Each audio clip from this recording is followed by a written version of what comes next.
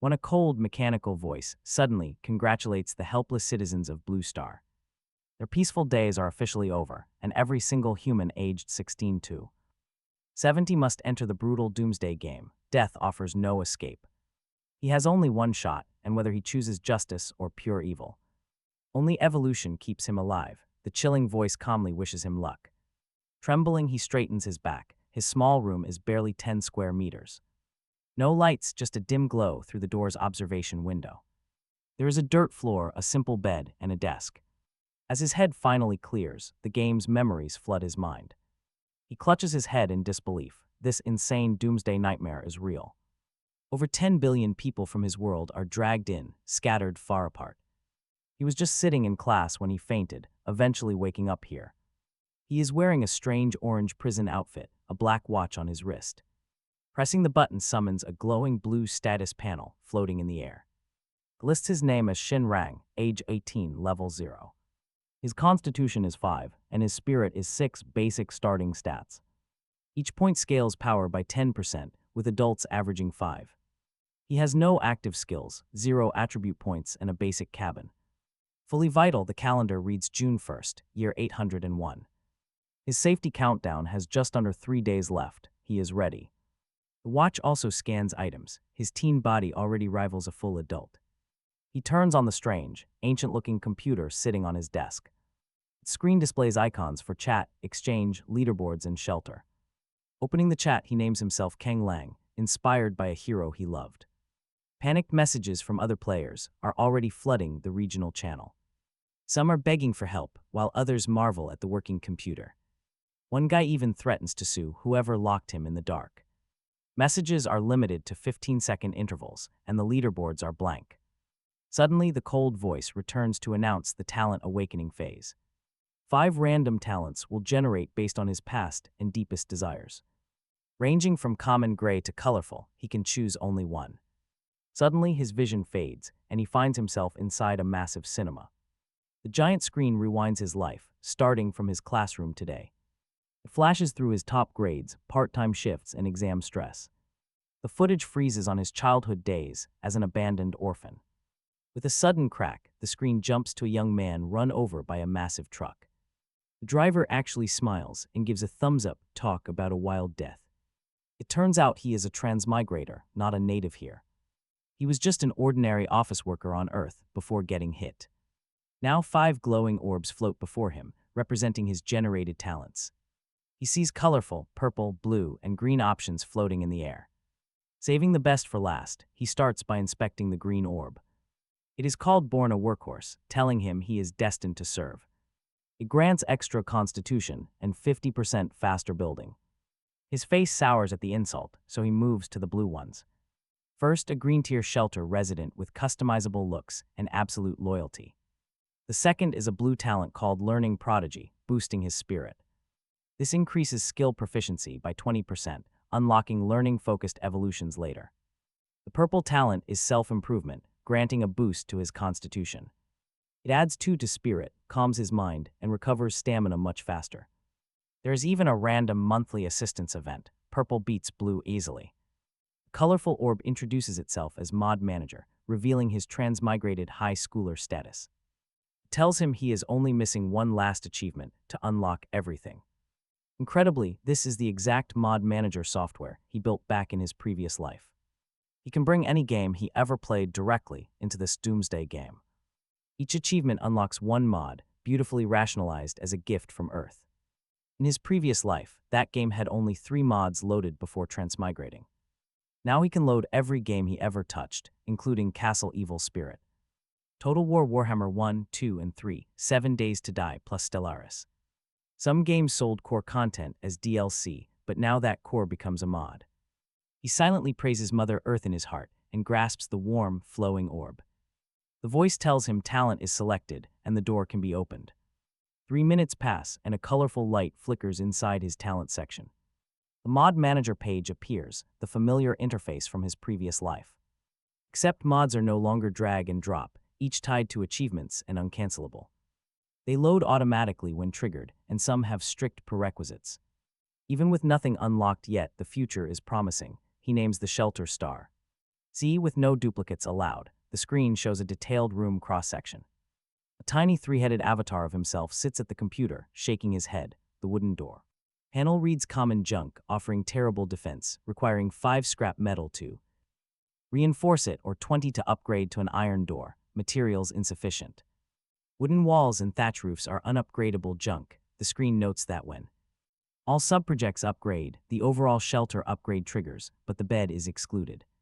From that category, base upgrades need materials and players need experience. If he dies, the shelter is abandoned, but if it is destroyed, he merely suffers heavy losses. He reopens regional channels to see what talent tiers others got.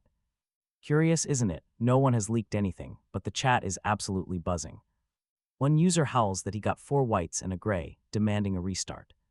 Shani calls it AI fake, while Chuzi marvels that even comatose patients got dragged in. Bald Stem Man hints that a clear chest sits near every entrance with identical contents and no real danger, confirming a safe start. He grips the doorknob and pushes. Before he can even see outside, the watch vibrates wildly. Opening the door has successfully triggered a new achievement. He slams it shut. Colorful light flashes in his talent section, then dims. A new skill appears in his bar. The bracelet confirms his first step. An achievement started under his feet, unlocking the module "We are safe from left." Dead automatically loaded. It grants him the skill "We are safe," which reads, skills have no rarity, only proficiency and category. At level 1, he can place his hands on any door to designate a cleared room as safe. No redesignation, no monster spawns inside, and the door remains invincible until destroyed. Every day he receives a medical first aid kit, a Glock 17, and a basic supply of 9mm ammunition. Safe houses sit over 1,000 meters apart, and daily drops do not stack. Upgrades unlock after 3 uses, exclusive to him. He knows this classic zombie survival setup. Players must run from one safe house to another. Level 1 is just a stripped-down version. But having a daily respawn point is plenty. His wooden cabin sits at the foot of a small hill. 20 meters ahead, something sparkles underneath a nearby tree. Mossy, ruined houses stand 100 meters ahead. To his right lies a small lake. After keeping watch, he steps outside. That sparkling object turns out to be a wooden chest. It is the container the bald man mentioned. Inside are 10 bags of drinking water and 5 packs of ration biscuits. This can keep him alive for 3 days. Opening it triggers no special talent. Since the contents are preset, he simply hauls it inside. Suddenly an idea strikes. Can he set his own cabin as a safe house? He places food on the bed, puts the chest near the table, and touches the wooden door to activate his system skill. His bracelet flashes. Warm energy surges from his palms, and the thin wooden barrier transforms. It becomes a heavy, red-painted steel door, complete with a barred viewing window and reinforced steel bolts. Now, this door is his only weak point. In fact, even his thatched roof is totally invincible until this door gets breached. He spins around to find his desk overflowing with supplies, a heavy red package, and a silver-black handgun. His watch scans the bundle as an official survival first aid kit. It is a common item, perfect for treating wounds and zombie infection. It can even restore a massive chunk of stamina when used on a person. Handgun scans as a standard Glock 17, a normal, highly reliable semi-automatic weapon. It uses 9mm rounds and holds 17 bullets. The ammunition box contains a whopping 210 rounds. He packs the kit, loads up, and pockets the pistol before heading toward the abandoned houses. The weather is perfectly clear. Massive mountain ranges rise to the north and south, leaving his shelter nestled right in the middle. Walking out, he notices cracked white concrete hiding beneath the overgrown, half-meter-tall grass. This old road means the houses here might contain highly useful modern items. He continues forward. The village houses face south, bordering the concrete path. Over 20 households span 4 rows, mostly made of bungalows and walled yards. Dead silence hangs over the ruins. He quietly approaches the nearest house. Pistol in hand, he pushes on the unlocked iron door of the first house. It swings wide, kicking up a thick cloud of dust. Once it clears, sunlight illuminates. Rows of empty, peeling iron shelves. Old rags and useless bags lie buried in dirt. A small ventilation shaft in the back is covered in thick webs. He scans a shelf. His watch labels it as junk that can be smashed into 5 pieces of scrap metal. But he does not have a hammer. Smashed down, these shelves would yield over 20 units of scrap. Even then, that is not enough to rebuild his roof. Suddenly, a white skeleton appears. Sprawled on the floor, he raises his gun, but the silent room remains completely still. His first skeleton, crouching down, he sees the bones are picked completely clean. The skull and ribs lie at his feet, while a single thigh bone rests on a shelf.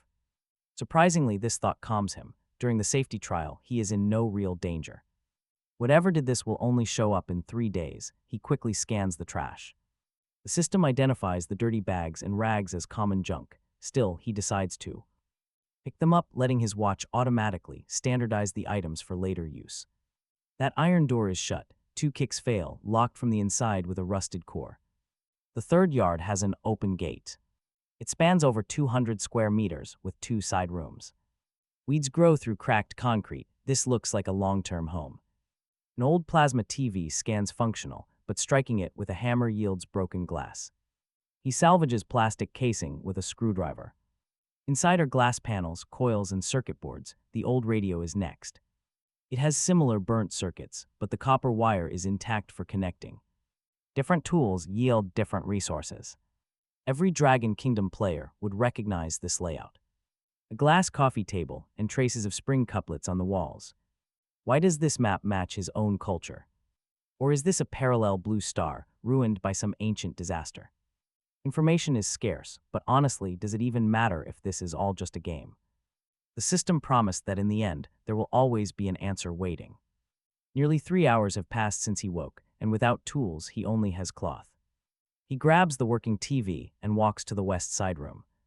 It once held wheat, corn, and rice, but now it is a paradise for rats. Dead rats are everywhere. Suppressing his disgust, he searches. Most of it is gnawed away, but a red plastic bag holds sealed seeds. The soybean seeds are ruined, surrounded by mummified rats that ate the poison. It was a literal death trap. Thankfully, the wheat seeds scan as preferred common grade. Although they were carefully cultivated, most have lost their vitality. Planting them requires 120 days to harvest. The corn is similar. But it only needs 85 days. Suddenly, his watch vibrates with another module unlock. The bracelet notifies him of his first harvest, unlocking the joy of farming. He is granted a wooden hoe module, the physical tool, and its crafting blueprint. This hoe scans as a rule-based epic tool to cultivate land near water. It turns ground into rich farmland, shortening crop maturity and securing seed yield. Unplanted plots degrade in 48 hours, and the hoe breaks after 60 uses. The exclusive blueprint will disappear after a single use, requiring Handicraft level 1 and 4 wood. Once crafted, he can make it without the recipe. He wonders if simply scavenging these seeds counted as a real harvest. How did farming unlock so easily? Talk about getting a massive cheat code early on. With a thought, the wooden hoe materializes in his hand, pixelating into physical reality. He decides to search the courtyard before checking out the last room, which is the kitchen. Inside are ceramic bowls and stainless steel pots that survive the elements. Grabbing the useful resources, he exits and walks down to the lakeside with hoe in hand. He finds a small river with a deep pit, with one swing of his hoe. A 1 square meter patch loses its grass, transforming instantly into moist, rich farmland. This drops 3 useless foxtail grass seeds and 6 barnyard grass seeds. In this first plot, he buries 8 corn seeds. Amazingly, 2 of them sprout instantly. Their vitality is incredibly low. Out of 400 grains, only 100 are actually plantable. That is 25 plots of corn. He fills the first, and the timer reads 23 hours. 59 minutes and 20 seconds, exactly 1 day to mature. He raises his hoe again. He starts cultivating step by step along the quiet river. Within 30 minutes, a green row forms. Emerald green shoots now line the bank, bringing a deep comfort no basic module could match. With farming built right into his Dragon Kingdom DNA, any onlooker would feel incredibly satisfied. Out of 400 corn seeds, he plants 26 plots, yielding over 100 stalks. From 10,000 wheat seeds, he covers 11 plots, totaling over 2,000 plants. His wheat will mature in just 36 hours, leaving only a few extra seeds behind. The module's true power is just starting. Suddenly, his watch chimes under the hot noon sun. The system screen demands water and nutrients, so he shoulders his hoe and heads home. With 23 durability left on his wooden tool, he decides to trade his biscuits for seeds. He posts an offer on the regional chat, trading 100-gram packs of compressed biscuits. He wants crop or fruit seeds. Instantly, the local chat channel erupts with desperate replies. One user claiming to be a student begs for a pack, promising 10 back later.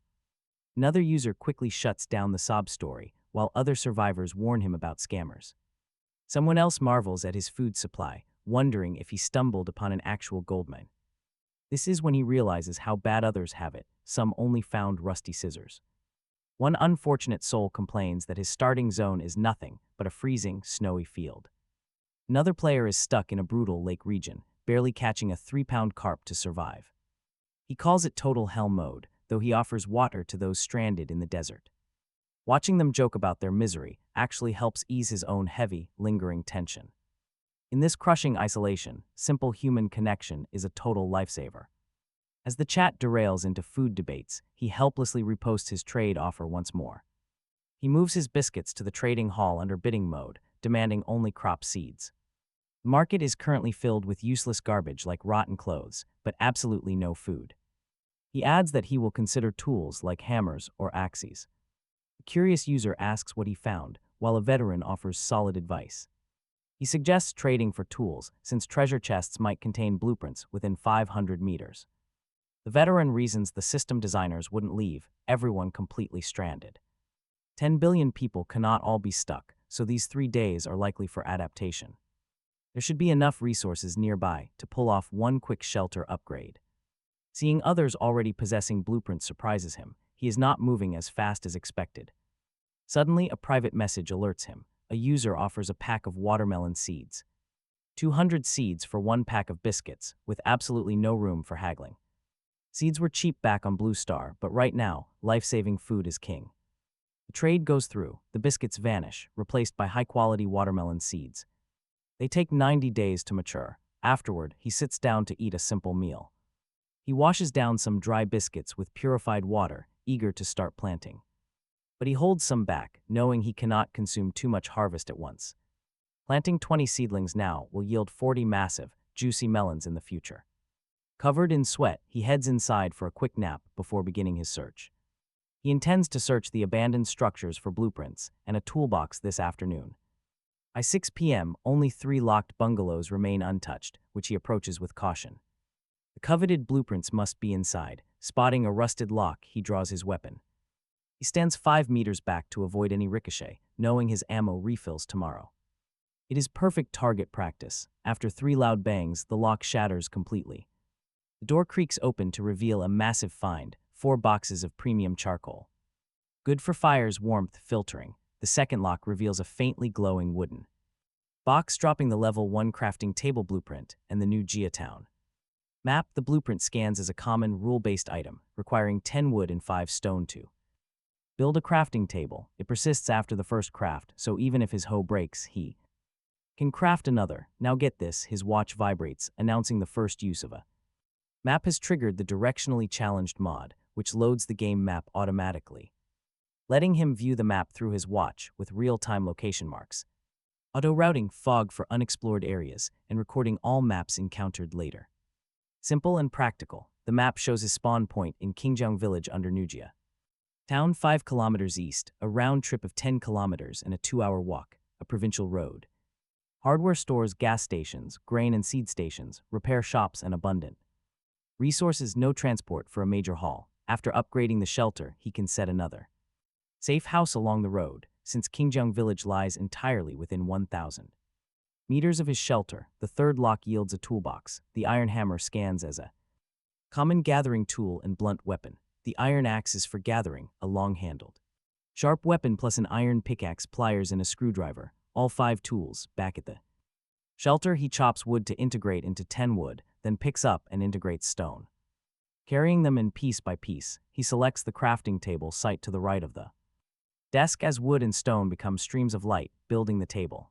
The facility scans as a level 1 crafting table, common, capable of crafting stone axes, pickaxes, and simple flint without blueprints, upgradable only after the shelter upgrades. He collapses onto his bed, stomach empty, limbs weak. 3 mods active today, 2 more broken than orange talents. His goals for tomorrow are setting a safe house outside the village, harvesting and trading corn and watermelon to gather enough to upgrade the shelter. At 6 the next morning, Sky lightning, he wakes. Breakfast is purified water and biscuits, last night.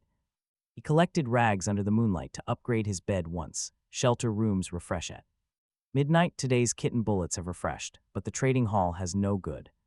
Items, pistols, and kits sell best after the safety period. He pockets refreshed resources alongside yesterday's pistol and heads out. The sky is overcast, hinting at rain. Materials must come today. Along the road, he sees only old farmlands. Qingjiang Village and Newjiang Town are on plains, west higher, east lower, 800 meters.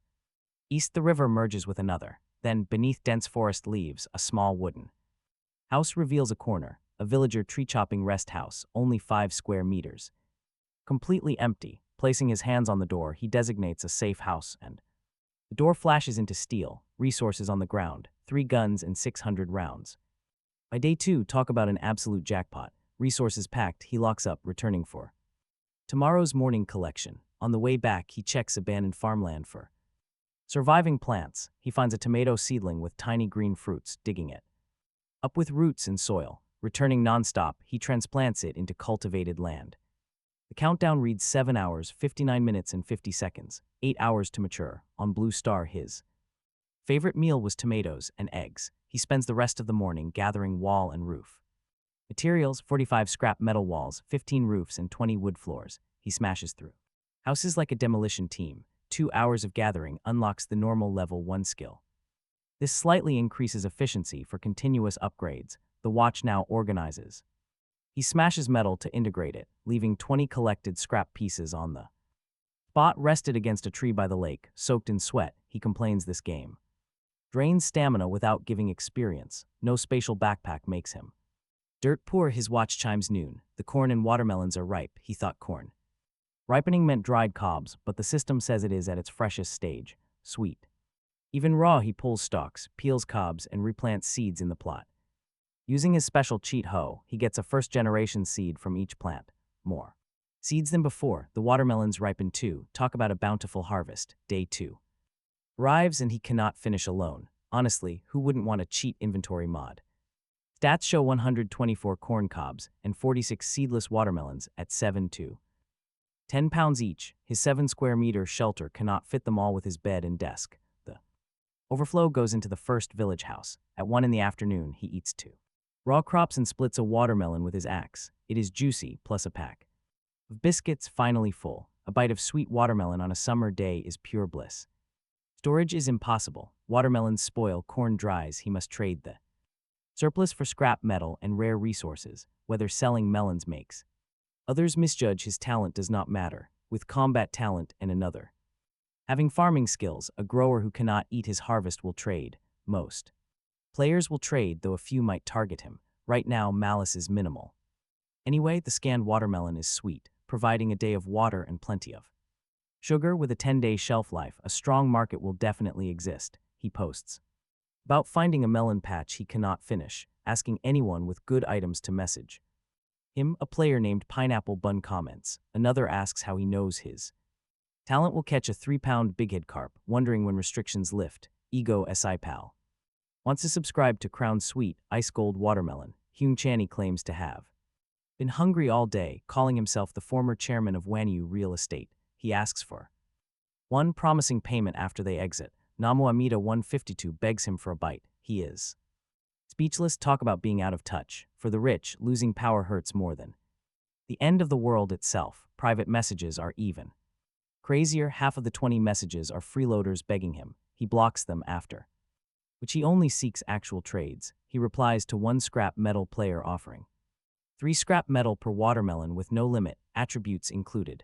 The buyer messages calling the melon golden priced. He replies that no one else sells melons that replenish a day of water and half a day of sugar. The guy agrees. After the trade is done, he lists 14 more watermelons in the market at 3 scrap metal each. The melons turn into light and enter the system. He uses the scrap from trades directly on wall upgrades to save space, since upgrade resources can store in the system for progress but cannot be taken back out.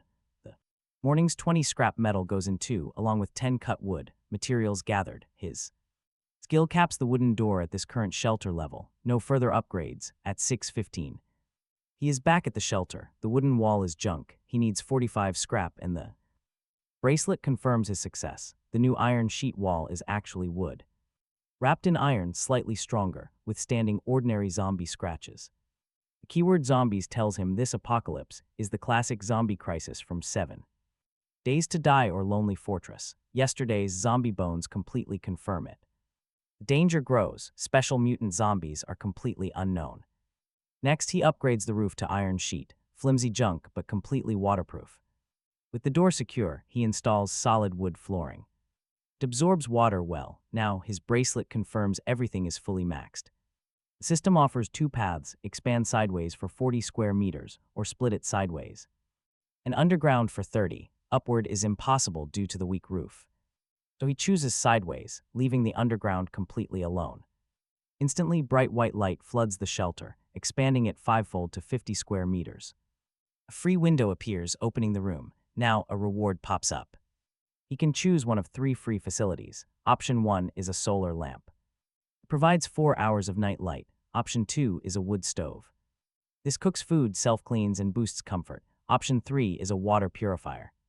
It filters dirt to drinking standards, but cannot block deadly viruses or bacteria. A bucket is included, adding 10 comfort. He chooses the stove instead. Village stoves carry zombie germs. The purifier fails on viruses, and he sleeps through darkness. He sleeps through nights anyway, placing the stove far from his bed. Right at the entrance, his bracelet congratulates him for being the first to upgrade. A special gift arrives, a completely random construction blueprint pack. Opening it reveals a wood wall blueprint. It requires 5 wood per segment. Each section is 1.5 meters tall and 30 centimeters thick. These heavy barricades connect directly to his shelter or other finished walls. His stats update. He is now at Star C level 2 with a max steel door. Iron walls and roof, wooden floors but no attached buildings. Indoors he has a basic bed, a crafting table, and his new stove. The shelter is invincible unless that steel door gets completely destroyed. Plus, his daily kit refreshes with a Glock 17 and fresh ammunition. Further upgrades require a level 2 crafting table and more structures. He must craft a stove, purifier, and storage units entirely by hand. Every goal was met. Tomorrow is his final day before the crisis hits at 8. Though another upgrade is far off, he is fully stocked on food, medicine, and weapons. He is easily the wealthiest survivor here, but he still needs a warehouse and barricades. With a solid checklist ready, he stops feeling lost. This guy is prepared. Warning the global chat about the incoming threat is his next move. At this stage, keeping others alive only benefits him. The main chat is absolutely buzzing. Messages refresh every 10 seconds. He posts a screenshot of his upgraded iron walls. He warns them that zombies are coming, using his own layout as proof. Nobody else had spent 45 scrap metal on heavy wall upgrades. Most stuck to 20 scrap doors. Talk about causing an absolute internet storm. Igisasim Dulong panics, asking if they require classic headshots to kill. Another survivor, Kakat Piora, is clueless, asking what a zombie even is. Look My Eyes praises his speed, warning that infected hordes are incredibly dangerous. Bald Stem Man tags him, admitting the grace period is way too short. He urges everyone to upgrade their shelters tonight and gather essential supplies. Ningjengo Chasan wonders if they are slow, classic walkers. Suddenly, he only Chana explodes in anger, demanding immediate safety measures. He doubts any of the 10,000 are safe, while Chan Yi Manghe tells him to keep calm. He asks how security could ever save him, as Hyung Chana accuses Chan Yi Manghe of being a guard in hiding, but Aegis quickly fires back. He asks why a listed corporate chairman's elite private guard is not saving him. Please be good begs for 10 scrap metal, and the entire public chat channel quickly descends. Into regret, bitter jokes, and anger. He has done his part, other lives are not his. Responsibility, he believes the struggling must self-improve, while the wealthy help others. He will protect himself first, but still support those brave enough to save themselves, never aiding those who simply wait for handouts. A private message arrives with a screenshot, asking about his personal talent. He is asked if it is farming or logistics. Elsewhere, Zhang Kai is in push-up position. After retiring from the military, he recalls his squad leader. The man loved gaming consoles and obsessed over post-apocalyptic survival games. He dominated the national servers for years, but as fate would have it, right after earning 20 million, he woke up inside a drafty wooden cabin. He adapted quickly with secret joy, finding 30 years of gaming. Finally useful, his orange tier talent is Super Squad, reminding him that unity is strength, granting extra spirit and physical stat boosts. It allows a 4-person squad, with shelters automatically migrating near his cabin. This grants mutual protection, extra experience, and faster skill proficiency. Plus, his special radio yields valuable nearby intelligence reports. Every 10 days, he is currently with a thin-haired survivor named Ga Hyan. Ga Hyan wears black-rimmed glasses and sports a very high hairline. As Jang Kai's only teammate, he asks how their target replied. Jang Kai shakes his head, explaining that the offer was refused. He had recruited the bald man after finding him courageous and kind. They hit it off quickly, moving their shelters close. Ga Hyan's talent was weaker, so he prioritized Jang Kai's base for better intelligence. They scavenged hard together, but are still short 5 pieces of metal. They are just one step behind our protagonist. Ga Hyan adjusts his glasses with a gleam, explaining that yesterday he traded for watermelon seeds. Today he listed 20 ripe melons, boasting a high maturation rate.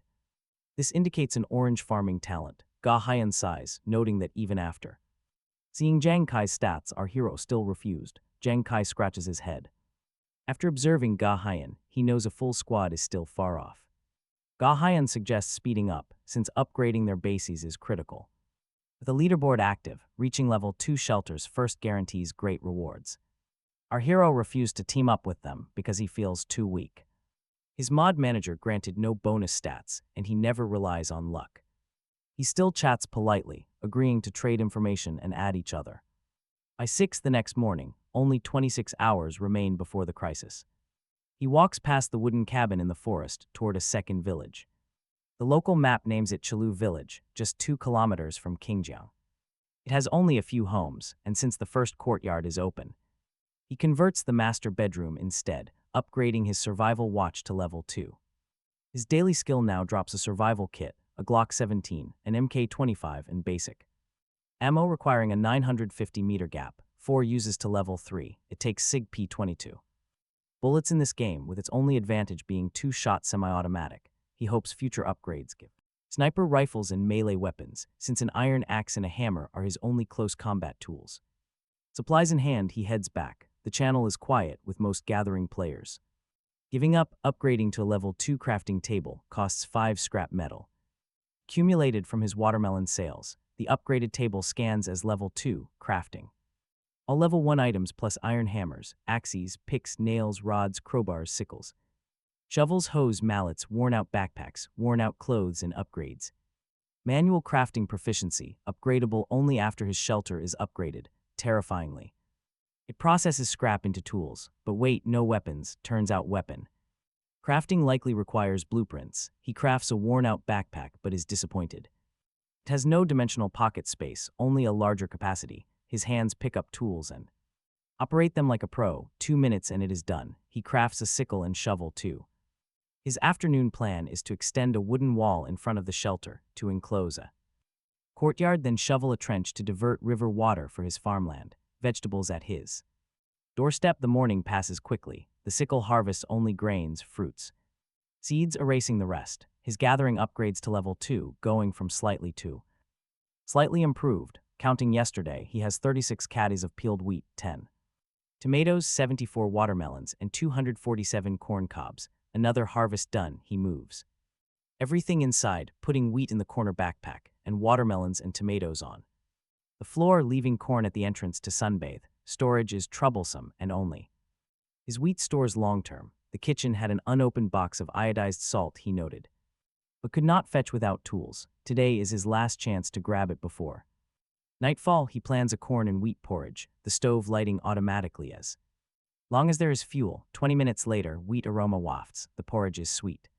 Without seasoning, the wheat carries a milky scent, corn complementing it. His first warm meal in 3 days. Still, he is unsatisfied after 3 days without protein. He tells himself he will fish tomorrow and roast one. Then he opens the trading hall to clear his food inventory. Honestly, who could eat 40 watermelons and 100 cobs alone? Keeping 20 and 100, he sells the rest cheap, 1 per person. This afternoon, the wall needs about 20 meters, 10 wood per meter. He lists 100 corn for 3 wood each.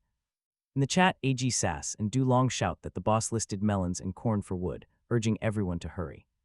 Hai and Bu Chi wail about missing out, while Ego Sispel Supnida rejoices over watermelon in the desert. Hidam Chani complains his transaction failed and tags him for another batch, but our guy already blacklisted him. By noon, the channel is lively. Wood is unused beyond floors and fuel, leaving others with excess. His wood supply quickly piles to 580 units, filling half a room. The construction view switches to overhead, like a real-time strategy game. A phantom blueprint appears at the chosen location, and he hammers it into solid form. Materials and blueprints make this simple. After selecting, he decides to divert river water first, shoveling a 20-meter canal to his shelter. Seemed like a massive task, but one swing dug a half-meter deep.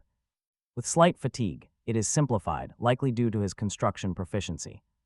10 minutes digs the channel into the preset courtyard. 2. Construction begins. In 10 minutes, the channel is dug. 10 hours of heavy labor leaves him completely exhausted, the obvious cost of no rest. He only has an average adult's physique, which is barely enough. Tomorrow's first attribute point must go to strength. Suddenly, a wooden wall materializes. And it's a bizarre sight. He can literally pass his hand right through the solid wood. 3 minutes is all it takes for each wall. He finishes 20 meters. Everyone's a builder today.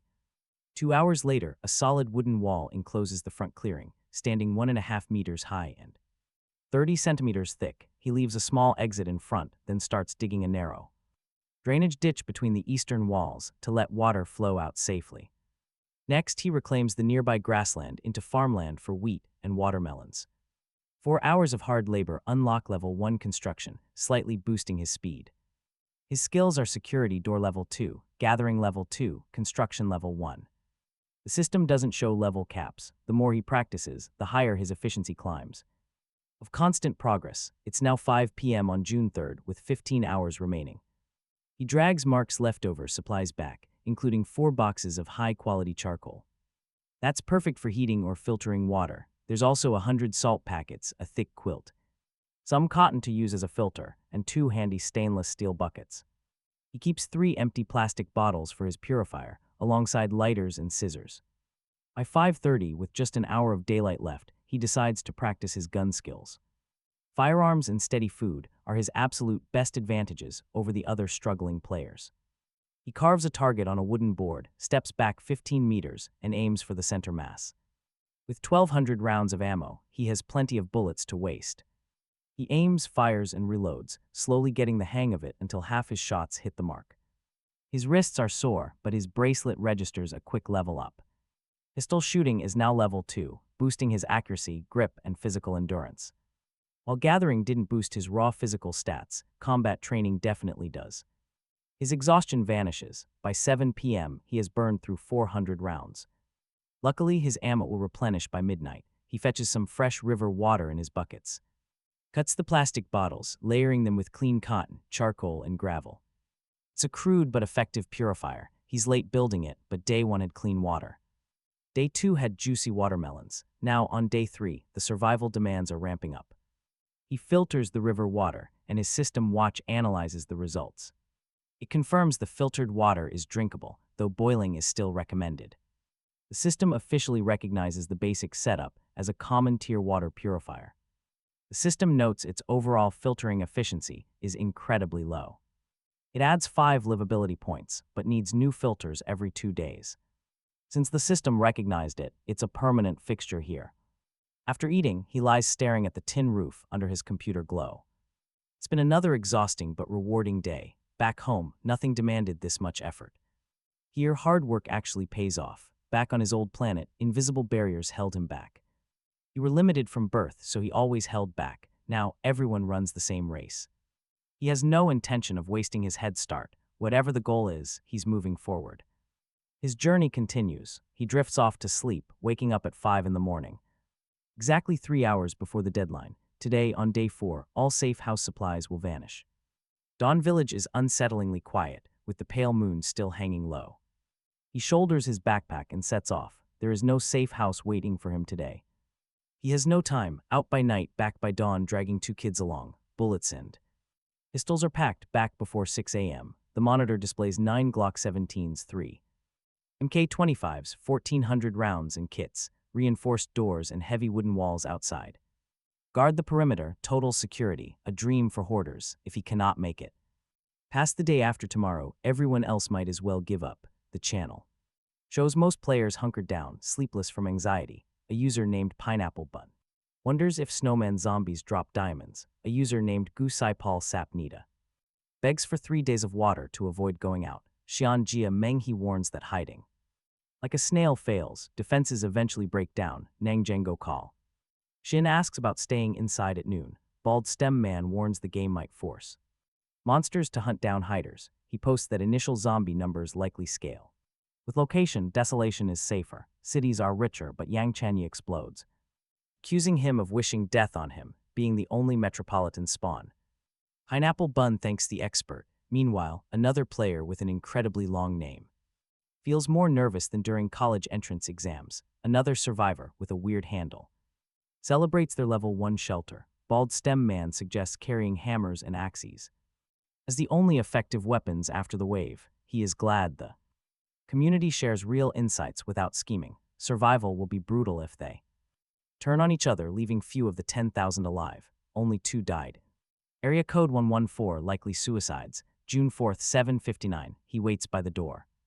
As the countdown hits 0, sudden silence breaks with birds and cicadas like taking off headphones after 2 days. The system's cold voice returns. Safety is over, isolation lifted, rankings active, and survival shops enabled. Along with the resident shop, time to check the computer. After a tense minute of silence, he heads over. 2 new icons shine, survival point and shelter resident. Shop, the resident shop is a spinning wheel, looking more like gacha than a direct purchase. Unlocked rankings cover area shelter levels, personal levels, shelter. Livability and wealth, he dominates in level and wealth. His Starcy shelter is 4,020. Times higher than the runner-up, the Jiangzai Jiang shelter. Monthly rewards are 3 random excellent tier subsidiary building blueprints. Second and third places get a common blueprint and 1 excellent box. Fourth and below drop to a common box with no blueprints, replaced by direct buildings. Personal level rankings are blank since everyone is level 0. Only top ranks reward. Down to 100th place, ranging from rare weapon blueprints for first place to melee weapons. At excellent tier for 100th, this ranking is the most competitive. Livability lists his Starcy shelter barely in the top 5 at 30. God King shelter leads at 50 through. Unknown methods. Monthly rewards are resident recruitment vouchers, with first place getting 10 vouchers per month. He will strive for first in all 4. Survival point scale from a base of 10 multiplied by shelter level, area rank, wealth, and livability rank. His daily points read 128. The shop is sparse, refreshing monthly. It is mostly gray junk, like salt at 50 points for a tiny bag, costing 5 days of points. Recruitment voucher costs 1,000 points, or 4 months of saving, better than nothing for lying. Low, the shelter talent shop is the real prize, a single roulette wheel filled mostly with gray. 80% gray, 15% white, 4% green, 0.9 blue, 0.1 purple and orange. Legendary items unlocking after 100 total draws. 0.1 is low, but better than. This survival game has terrible 0.001% gacha drop rates. Some buildings provide residents automatically, though their loyalty is never a sure thing.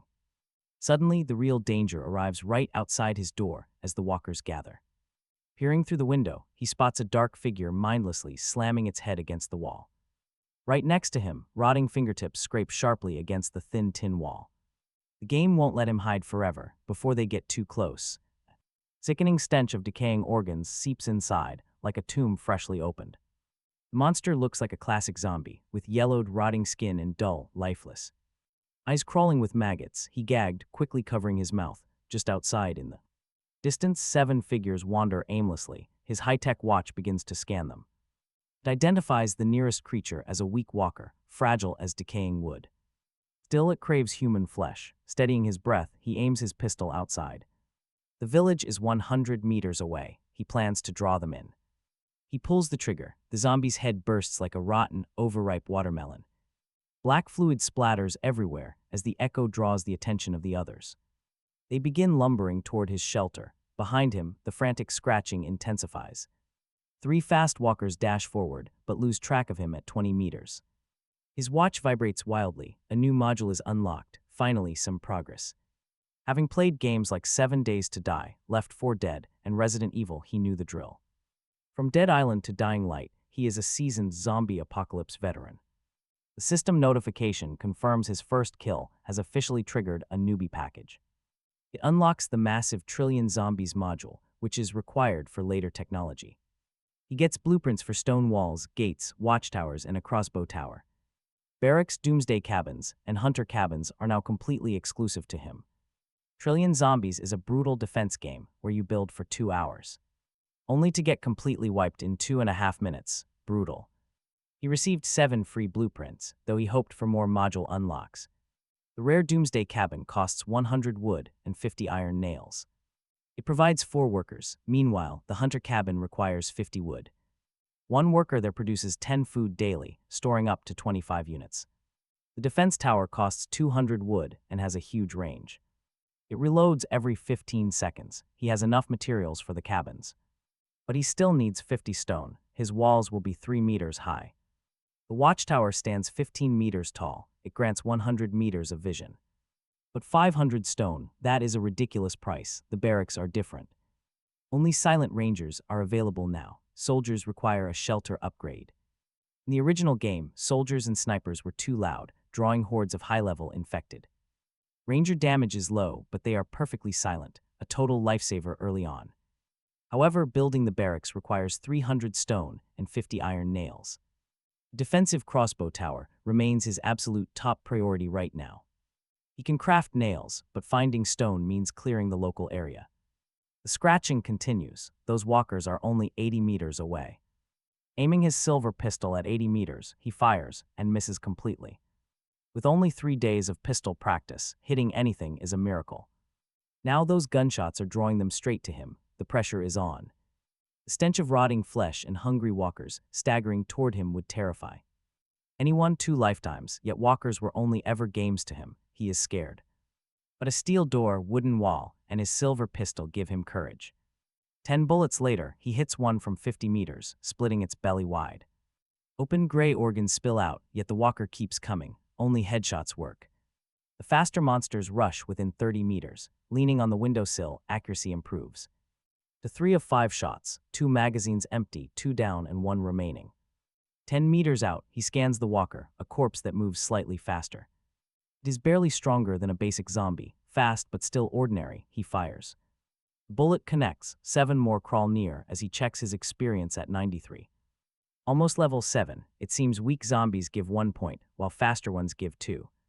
He shoots, treating misses as practice. After 10 dead walkers, his experience. Hits 14, confirmed. No more zombies emerge from the entrance. Qingjiang Village has 20 households, meaning 80 to 90 potential walkers. He only fought 11. The rest must be hiding inside. He pushes the door open into morning sunlight. Waist-high crops fill the yard. The atmosphere feels incredibly gloomy under the sky. Perhaps from overthinking, after confirming the area is safe, he kneels nearby. The first zombie's head is blown open, brain matter scattered, holding his breath. He searches the pockets. Feeling a hard object, he pulls out a lighter. Loot. Is real, the corpse dissolves into thin air, an automatic post-looting cleanup. He wonders if unlooted bodies would pile up like World War Z, but wait. He forgot to strip their clothes for rags. Annoyed, he slaps the wall. Basic. Walker loot is just trash like cigarette butts. That lighter was the peak. They mostly carry useless cash or gloves. Only the knife and lighter are worth keeping. Behind the house, a lone walker keeps scratching against the wall. He rolls his eyes. 1 scrap metal makes 5 iron nails, so he crafts 45, leaving him 7 short. Long crafting yields a new skill. Common level 1 crafting slightly speeds up his work. Mass-producing a wooden hoe requires this active skill. Wood is plentiful here. Once the wooden house is finished, he will give 1 to each worker. At 10, he messages Bald Stem Man. He still needs 7 scrap iron and 50 stone, but stone is scarce. Village bungalows drop concrete, not stone. Trading is much faster than mining, so he offers Bald Stem Man a Glock 17 and 15 rounds for 20 scrap. No reply, likely offline. He sends the same offer to Chan Yi Mong Hei. Still nothing. He messages other players, and Aegis and Dulong agree to trade tomorrow. Aegis and Balsab Nida offer 100 stone, which he readily accepts. Next, he offers 15 stone for a 30-round ammunition box, open to anyone. Bald stem man replies from the hall, begging for urgent healing items. Apparently, Chan Yi Monghae was scratched by a zombie during their raid. With their three-person team, inside Zhang Jicheng's shelter, Ga Haiyan watches. Zhang Kai pale, sweating and trembling. Last night, Ga Haiyan persuaded Yuk Baiyon, another purple-tier talent, to join them. They only need one more. After relocating, Yuk Baiyon was shocked, instantly recognizing Zhang Kai as Alice Chan, her favorite online streamer. Their shelter sits halfway up a mountain. With a resource-rich county town just 1 kilometer down, there they found. Holding basic machetes, they watched the grace period end as a massive horde gathered below. They shuddered. Another horde swarmed the mountainside. They decided to clear near home first. Clearing near home first, Zhang Kai went solo since his physique reached 8 points. One-shotting zombies while Ga Haiyan and Yuk Baiyon teamed up, they slew 20. Sudden attack, a dark monkey-like creature leapt out, latching onto Zhang Kai's neck. It clawed his head. He ripped it off and ended it, but bloody scratches remained. Their hearts sank as Zhang Kai collapsed, muttering that even 8-point immunity was not enough. Desperate, Ga Haiyan checked the trading hall and seeing the protagonist's message, Ga Haiyan's eyes lit up. He watched him just as he observed others, suspecting he had a secret base bond or red tier talent 10 times stronger than Zhang Kai's. Barely 2 hours into the zombie outbreak, he was already trading pistols and bullets. Red was an underestimation. He had to be colored tier. He reached out, they added each other, and the medical kit lit up his face. Back at the shelter, Yuk Baiyon asked if he found a cure, fearing Zhang Kai would turn. Ga Haiyan waved her off, aimed at the groaning Zhang Kai, and used the kit. Color returned, and his wounds healed rapidly. Zhang Kai opened his eyes, asking if he was alive. Ga Haiyan sighed and told him he survived, but owed their savior a massive favor to repay. Repaid favor he won't refuse. This transaction brought in 120 stone and 40 scrap metal, more than enough. After processing iron nails, he opened the shelter interface. Space was too tight, so he placed the tower outside, surrounding it with wooden walls. This completely drained his stockpiled materials. The blueprints shimmered, and he strolled outside with a hammer in his hand and a pistol in his pocket, hammering away. Within half an hour, it materialized. The tower, standing 5 meters high with a short wall, a huge, bent crossbow sat, loaded with 2-meter bolts tipped in cold, silvery iron. The status panel read, affiliated. Shelter building crossbow tower, a rare autonomous heavy weapon. It fires 50-kilogram bolts at 80 meters per second, a 300-meter range and 15-second reload, only. Targeting hostiles, it prioritizes immediate threats, shutting down at 50% damage, or 30% base damage. It adds 50 livability, firing 50-kilogram bolts at over 280 kilometers per hour, tearing zombies apart. It is modular, requiring no human operation and holding infinite ammunition. Standard rare defense buildings probably cannot match it, especially since standard stone and wooden wall blueprints are merely common grade. After setting it to close range, the bow drew fully and shot a bolt east. With 85.5 experience left to level, did it hit a walker outside Qingjiang. From 300 meters, 15 seconds later, another shot west. Experience steadily ticked up. Within 5 minutes of automatic firing, he gained 10 experience doing nothing. Overjoyed, but each walker cost him half a point. The tower replenished bolts this way so he could build his cabins without worry. They cost 150 wood and 14 scrap metal. Since he had a surplus, he built directly. The cabin has no location requirements, so he placed it near the tower to protect workers, the hunters. Cabin required a forest, specifically the small one across the river. Materials invested. Grand construction finally began. The Doomsday cabin rose as a 2-story Western-style wooden loft, heavily influenced by the game Trillion Zombies. The moment the wooden house finished, the sealed door pushed open from within, and 4 survivors stepped out. A spry old man, a strong woman in an apron, a young man with a hunting bow, and a burly hunter. They bow, led by a burly man with an iron shovel in clean, simple clothes. Standing before him, they call him Commander. He scans each one, starting with normal farmer. System ranks go from gray mundane to white normal, green hero, blue elite, purple champion, orange legendary, and red mythical. Stats show 4 constitution, 3 spirit, and level 3 planting. Gathering is level 2. Loyalty remains completely full as long as basic food is provided. Sent to die, this logistics unit from Trillion Zombies excels at farming and transport, not combat. In danger, game mechanics automatically teleport him back home.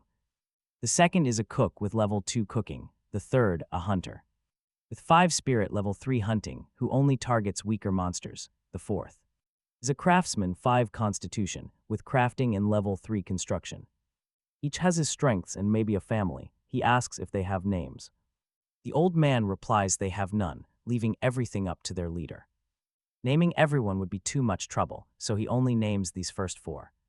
He designates the old man as Lao Tzu, the cook as I, and the hunter as a show, the craftsman as Agong. He tasks Lao Tzu with naming future cabin residents who will handle building and farming while he focuses on military matters. He hands him a hoe that cuts growth by 99%.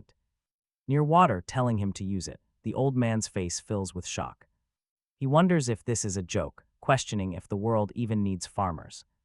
But loyalty silences his doubts. He takes the pixelated tool. Next, he calls Sho and Agong over the bridge. At the forest edge, Agong silently understands. He raises his hammer, constructing a small wooden house in just 10 minutes. With his level 3 skill, the cabin scans as an attached hunter's shelter. It houses 1 hunter, storing 10 meat per 24 hours, up to 25. A 50% production loss occurs if similar buildings are within 20 meters. Livability increases by 20. He tells a show to hunt here inside the forest. Since it is within the tower's range, a show can easily handle weak walkers. The sparse forest somehow yields 10 meat daily, while Tiger Head Mountain hunts 1,000,000 caddies monthly. His cabin has a long way to go, returning to the shelter. He spots 3 new buildings within 100 meters. The shelter changes daily. With 4 residents, he no longer has to juggle farming, cooking, gathering, and construction. He can focus entirely on leveling up. Though halved experience points suggest he should just relax, his watch suddenly chimes. New module unlocks. A small zombie horde countdown begins. 9 days remain. The zombie tide is coming. Just as he planned to relax, the game throws this. He opens the global channel, suspecting he is not alone. Active users are 9,435. Desperate cries fill the chat. One user warns that zombies have been scratching at his door all morning. Another mentions a crying girl near his shelter, saying the tide is killing him.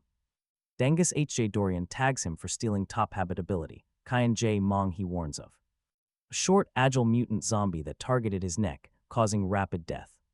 Without high immunity, you die fast. Neighing Jengo Cho Shin met a giant 3-meter jumper now guarding his door. Another player simply gives up.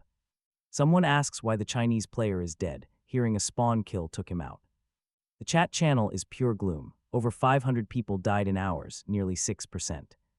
Others only have basic starter tools and must fight zombies hand-to-hand. A single bite means certain death. Death is certain without immunity. Some helplessly watch their shelters crumble. They lack courage to fight, ignoring the incoming zombie tide entirely. Ordinary players without special talents work themselves to death for a level 2 shelter, only to face food shortages as the zombie tide arrives. Their struggle for survival is pure hell. Fortunately for him, though, he is doing much better. His base is fully on track, only lacking active residents. Stone, wood, food, and ranged weapons are actually in surplus. He could spare some supplies to help others, not as charity, but out of empathy. Keeping good people alive makes this dark world a little brighter. Suddenly, his watch buzzes, unlocking a new achievement for his compassion. Concentric knot module from Tai Kai 8 Desolations automatically loads onto his skill panel. It allows him to freely view favorability ratings. Up to 5 stars. 1 star means they might ask for small favors. 2 brings proactive gifts. 3 is absolute trust, and 4 unlocks requests without self-harm. At 5 stars, they cannot refuse any request unless it directly threatens their lives. This skill cannot be duplicated, deleted, or used by others. Each star tier can only be triggered once per person. Seriously, absolute obedience sounds like straight-up hypnosis. Who wouldn't want to test that? A light knock comes from outside. Lao Tzu stands there holding a fresh plate, announcing that lunch is ready. He opens the door to find boiled corn, fragrant salt-roasted meat skewers, and warm tomato soup. The hunter cabin produces meat daily, but Lao Tzu explains this is fresh rabbit, specially prepared by a Yi. These residents clearly have great initiative. Checking Lao Tzu's favorability, it is at 3 stars, proving loyalty is separate. Lao Tzu glances at him cautiously and mentions how incredible the farm hoe is. Crops sprouted in under a minute, though the tool shattered completely afterward. He explains it only has 60 uses and warns him to plant promptly within 48 hours. At the crafting table, he builds a brand new hoe. He hands it over, telling Lao Tzu to search for surviving wild crops nearby. Sitting down to eat, he maps out his next moves. The surrounding hills are mostly clear of villages, meaning the rear is safe for farming. He will turn the front village into a heavy defensive fortification. Next, he will expand east and west, using the mountains as natural barriers. Securing the north and south lines will create an impenetrable stronghold. With his plan set, he enjoys the meal. His cooking is incredible. Meat perfectly crispy on the outside and wonderfully juicy on the inside. By 1 in the afternoon, he reaches the village below the crossbow tower. Slinging his kitten companion over his shoulder, he tells Aisha it is time. They need to clear out hidden zombies before starting to farm. Aisha covers his flank, knowing close-quarters combat indoors is highly dangerous. He fires 2 shots near the entrance to lure the walkers out. The open door from 2 days ago lets the noise echo inside. Instantly drawing 5 zombies, they quicken their pace as Aisha tenses up. Aisha instinctively grabs the bow. He waves him off since residents cannot steal experience. He aims at the leader for a clean headshot, quickly dropping the remaining 3. That secures him 4.5 evolution points. Now begins the house-by-house sweep. This is easily the most dangerous part. Who knows what hides in those dark corners? First bungalow, nothing. Second, nothing. But in the third, a shadow lunges. It leaps straight for his face, but his sixth sense saves him as he dodges. The landed beast is a massive rat, far larger than any domestic cat. It is maggot-riddled and hideous. 2 quick shots, dead. Aisha's bowstring taunts just as the fight ends. His smart watch scans the beast. It is a virus-infected rat, deaf and blind beyond 5 meters. Only 1 came out. They usually pack. He gets 3 experience points. Sound does not draw them out. Instead, they hide in dark corners to surprise explorers. 1 bite means game over.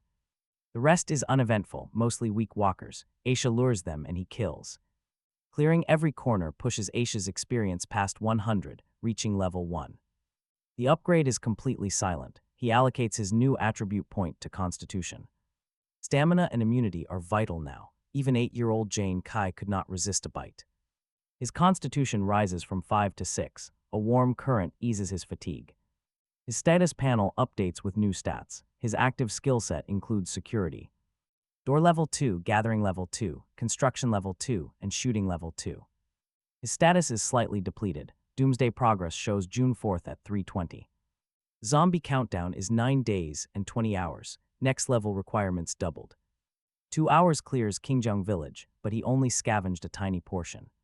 The village residents will clean it thoroughly later. Suddenly, his watch chimes. Qingjang village is cleared, awarding him 500 survival points. Just like that, a pre-cataclysm instance triggers. This is where things get interesting. He must play as a local villager and experience the initial outbreak firsthand. He must complete tasks until it ends. He has 48 hours to prepare. Death deducts a random attribute point, but success rewards 1 instead. He can even bring 1 character back out as a permanent resident. At most, 1 resident can join him. Countdown 47 hours 59 minutes. He will experience the outbreak as a villager, surviving until the end.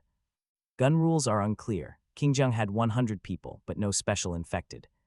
That means at most 100 walkers. He decides to participate for the easy reward. In these 48 hours, he will build barracks and recruit 2 rangers. Mission decided, he heads back with Aisha. His noon harvest of corn awaits. The fresh corn and watermelon are ready for direct resource conversion. Nearby, a Yi and a Gong dig a canal, their figures blending with the distant hills. The afternoon sun brings tranquility. The world is broken, but survivors mend it. Aisha bids him farewell and crosses the bridge to the hunter's cabin. Stationing is required for meat production. The barracks need 300 stone. He needs 200 wood, 100 scrap metal, and 50 iron nails. He will trade with other players since food remains scarce for them. He messages I go see pal Sapnida, who lacks everything except rocks. Adding him that morning paid off. The instant reply asks for 500 stone. The player claims he finally sought him out, offering nearly 300 stone. He has time to kill, so he asks the guy's price. Water or food, he offers one. Watermelon for 10 stone and corn for 3. The man agrees and lists them immediately. He is quite puzzled because the trader's area is just rocks, no food or water. He asks directly. His tone is flattering as he explains his talent is entirely trade-based. The more resources he trades, the more he gets. He asks the trader about his personal level. The guy says zombies near his shelter are sluggish during the day with no reaction when he walks past. Still, he dares not go out in 40-degree weather. While the inside is unbearable, great talent, just a bad start, he pours his stone straight into upgrading the barracks to save shelter space. The system bracelet credits his favorability, raising it to 1 star from trading. This is probably because those resources were scarce for him. With enough stone, he lists the remaining food on the market at the old rates. 1 watermelon for 3 scrap or 15 wood. Corn goes for 1 scrap or 5 wood. It is not charity, just fair trade. Nobody else sells melons. The lifeless chat channel stirs with anger again. Denga Sej Doryong tags him, demanding he share his stash since they are compatriots. Bayup Chan Op Noon Nam accuses him of cold-hearted extortion, calling him completely heartless. Namnu Amida Guan Im Chiak Bok warns he will go to hell since everyone is trapped and cannot trade. Deop Hido Yusim Iapta demands more than 1 portion per person. The bracelet shows favorability drops for those 3. He almost laughs at them, especially at Denga Sej Doryong, who literally just traded a watermelon and corn with him, then immediately turned around to curse him. Talk about biting the hand that feeds, he replies with a single word, calling them morons, then blacklists everyone attacking him. They want freebies. He ensures they can never trade again. Denga Sej Doryong has chosen death. Fortunately, others take his side. Nam Jengo Chialshin calls them absolute idiots since the food price is worth 10 minutes of work, proving how lazy they are. Heo asks why anyone should give things away for free, mockingly asking if he is their father. Di Chung Irm asks why they are hiding while the boss enjoys a leisurely trip, questioning if they even play the same.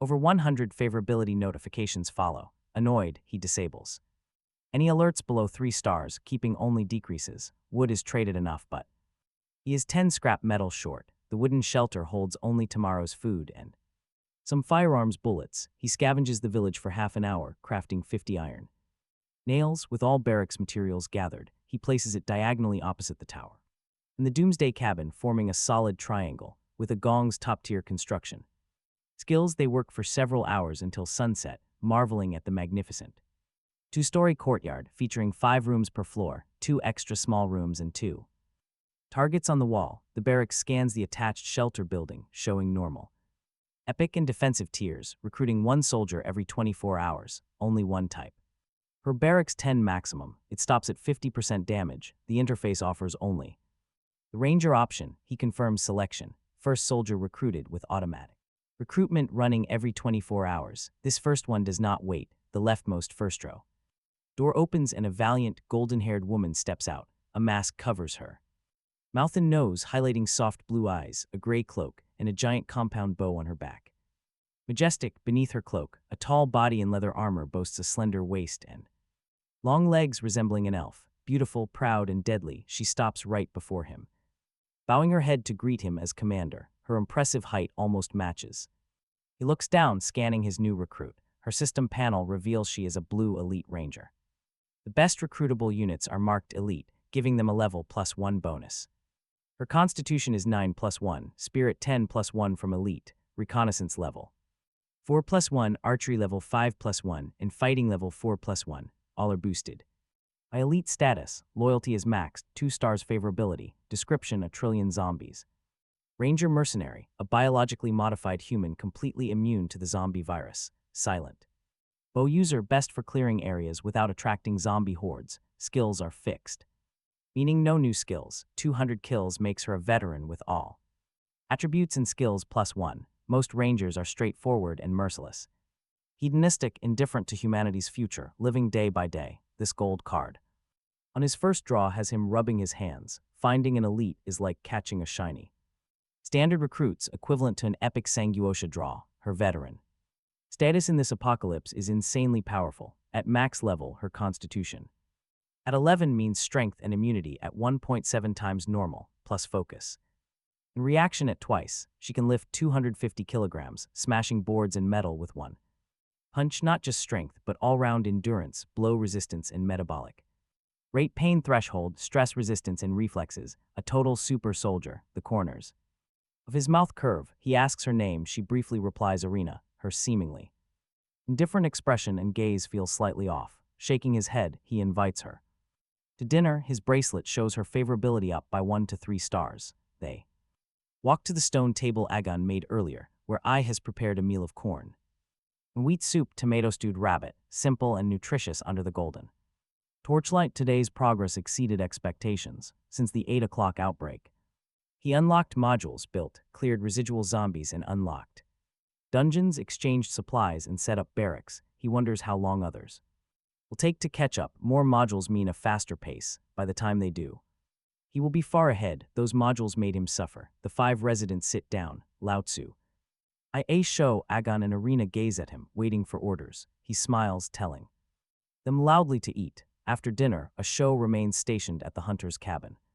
The other 3 return to the Doomsday cabin to rest, while Arena patrols near the tower, ensuring night safety. Closing the door, he looks over the quiet territory. Today exceeded expectations, but he forgot his safe house skill. The 2 outside the village safe houses were left uncollected today. Those new supplies and uses won't refresh tomorrow if left uncollected. Looking up at the dark sky, he dispels the thought. Night is the zombies' playground. Guided only by torches, he risks an ambush. Arena is too precious to lose, surviving like a dog for 4 days. Taking it easy is fine. The ranking shows him topping all 4 with 320 points past midnight. Level rankings show him at level 1 tier 3 and Shanghai Menghe at level 1 tier 6. Only they are listed. Not surprising, as his orange acceleration and 2 teammates can outpace him. After his injuries, he probably only recovered enough to level.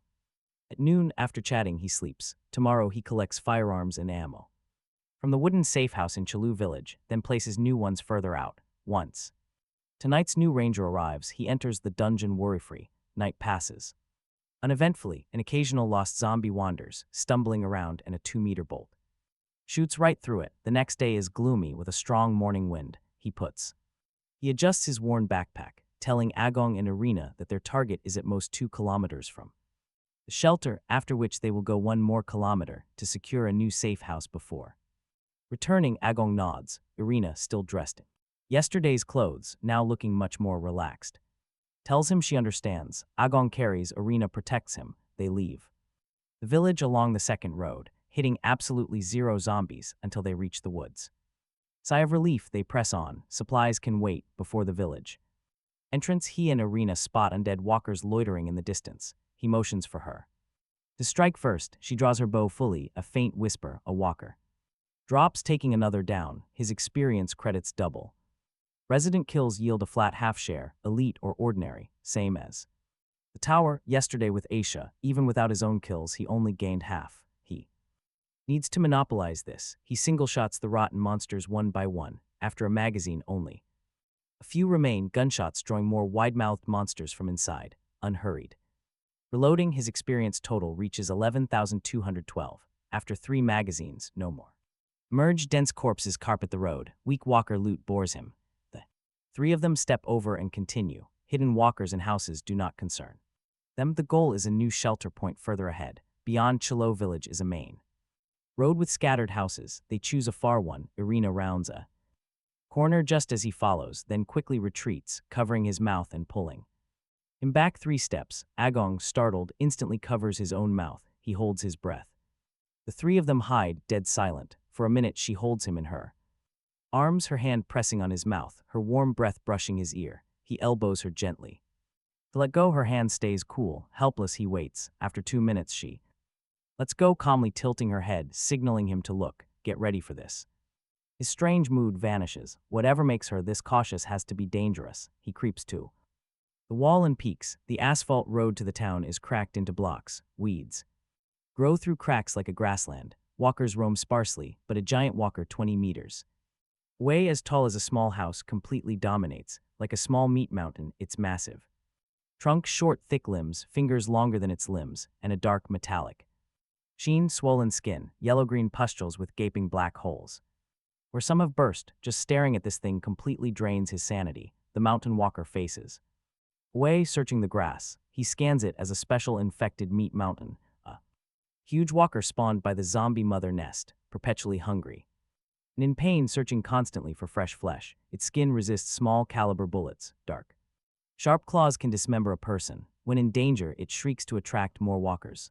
The panel warns him it was attracted here by his gunshots. He looks at his small pistol, dumbfounded but relieved and terrified. The meat mountain came for those entrance gunshots, but he cleared them so incredibly quickly, it lost its target on the road. Luckily, Irina spotted it in time. Otherwise, his Glock in her bow against. This would have wiped them out, tough, strong, and summons backup. He shakes his head at Irina and they silently retreat to the entrance. He asks if she can kill it. She tells him her arrows can penetrate the skin, but she cannot guarantee a kill. Hard skin likely means harder bones. They will not head toward the town, choosing to go upstream instead. Mother Nest is the source of these hordes. His shelter only has one combatant and one. Without a defensive wall, a horde would wipe him out. He must develop first. The east leads to New Jia town, while the west goes up the mountain. They cross farmland and follow. West encountered walkers go to Arena. Her experience makes the trip safer, no special. Infected appear until the fourth shelter, an abandoned wood house by the road. Ah Gong collects supplies while he marks the map. They return without trouble, back at the shelter. The rows at the village entrance need defense planning. Abandoned houses serve as a buffer. He builds a stone wall 10 meters behind the village, 90 meters from the shelter with arrow towers added. Even a massive horde would be sharply reduced. Before reaching the wall, easing the pressure. In trillion zombies, stone walls have firing holes for safe shooting, or platforms behind for damage without confrontation. Confrontation, talk about a massive resource drain, for his staff Lao. Suda's planting, I logistics, a show hunting, a gong construction, no resource. Extractors for the old three, wood, stone, and scrap. He cannot rely only on trading. Another Doomsday cabin is built today. The cabin finishes and 4 residents emerge. Farmer, a hunter, a lumberjack, a miner. Finally, with lumberjacks and miners, stone and wood are self-sufficient. The real-time strategy module spared him a day of recruitment wait. He assigned their work, tree cutting, quarrying, and hunting. Irina on patrol and guards in the tower put him at ease. Morning focuses on shelter. Upgrade materials. Level 2 to level 3 needs 100 cement, 20 scrap, 20 stone. Cement comes from concrete at the crafting table, crafted 1-to-1. Storage and lighting use wooden cabinets and torches, which store 3 times the volume and burn permanently by consuming wood. These first storage items in the game cannot be taken out. With materials ready, the cement wall scans normal, offering massive defense. Reinforced by metal, ordinary zombies cannot harm it. Stone floor flat, cement roof is similar. All facilities are present. Wood wall, Doomsday cabin. Crossbow tower and hunter's cabin all meet requirements. All sub-projects are topped out. Overall upgrade is ready. Option 1, a 60 square meter side expansion. Option 2, second floor 40. Option 3, underground 40. Concrete is consumed. He picks option 2 for open views and second floor attacks. 2 minutes of white light, then a staircase in the corner. Reward. Facilities for level 3, a small wind turbine. Roof-mounted wind power has no consumption, but it is low power, noisy, and weather-dependent with a battery set. Small diesel generator, consumes fuel, high power, extremely noisy with a battery set. Photovoltaic panel, roof-mounted light to electricity, no consumption, no noise, but needs maintenance and is weather-dependent with a battery. Level 3 demands electricity now. He picks the generator since New Jack Town has a gas station. After placing it in the corner, the shelter info reads star C level 3, steel door at limit, cement wall, cement roof, stone floor upgradable, affiliated wood wall, Doomsday cabin, crossbow tower, hunter's cabin facilities, level 2 bed. Crafting table, stove, simple water purifier, wooden cabinet, torch and small diesel generator, small battery pack, residence 9, habitability of 160. Special effects of invincibility at the steel door, daily kit refresh of Glock 17, and K25 and base ammo. Upgrade requirements, all 4 affiliated types to level 3 crafting table, power generation, and storage with internal circuits. Partitioning the kitchen, bedroom, storage, and bathroom, 3 electrical types all. His level 3 steel door cannot upgrade, but it is still sufficient. Level 4 needs only 200 refined steel. instead of 3 different resources. But besides the door, he has no refined steel. Its origin is unknown, possibly hammered from scrap. His bracelet rewards him for being first in the area to reach a level 3 shelter. The random building blueprint gift pack opens, giving him a standard stone wall. It allows him to build a 2-meter stone wall with solid defense. It is a third smaller than the module blueprint of the same rarity. What a scam, he tosses it aside, choosing to stick only to module buildings. At level 3, he earns 480 survival points daily. Tonight brings a recruitment voucher. Can he pull a rare on his first try? Let us watch. At 7 o'clock, he arrives at the barracks. Irina is already waiting and approaches him quietly. She softly asks if her sisters will appear tonight, her tone light but carrying hidden hope. He understands completely. A century ago, a global plague turned trillions into bloodthirsty monsters. Only tens of thousands of humans survived. As modified warriors, the Rangers lost all interest in rebuilding civilization. Their mercenary creed was simple: survive day by day for pay, nothing more. Aside from protecting his safety, Irina usually appears cold and lazy. These recruits are not those same wild Rangers.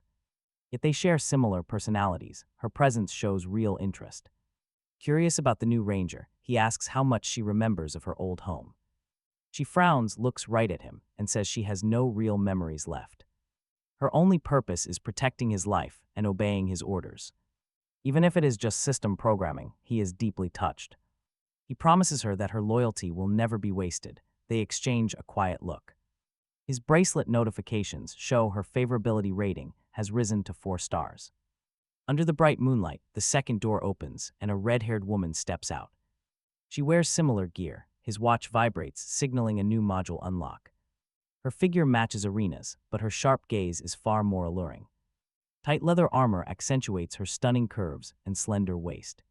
She salutes respectfully, introducing herself as Vera and greeting her commander. Glancing at Irina, she waits while he quickly pulls up the module panel. It shows Ranger Vera, Hero, Constitution 9, Spirit 10, Level 4 Reconnaissance. She has Level 5 Archery and Stealth, Level 4 Fighting, and Max Loyalty. Her favorability is 2 stars. This matches his guess about normal attributes.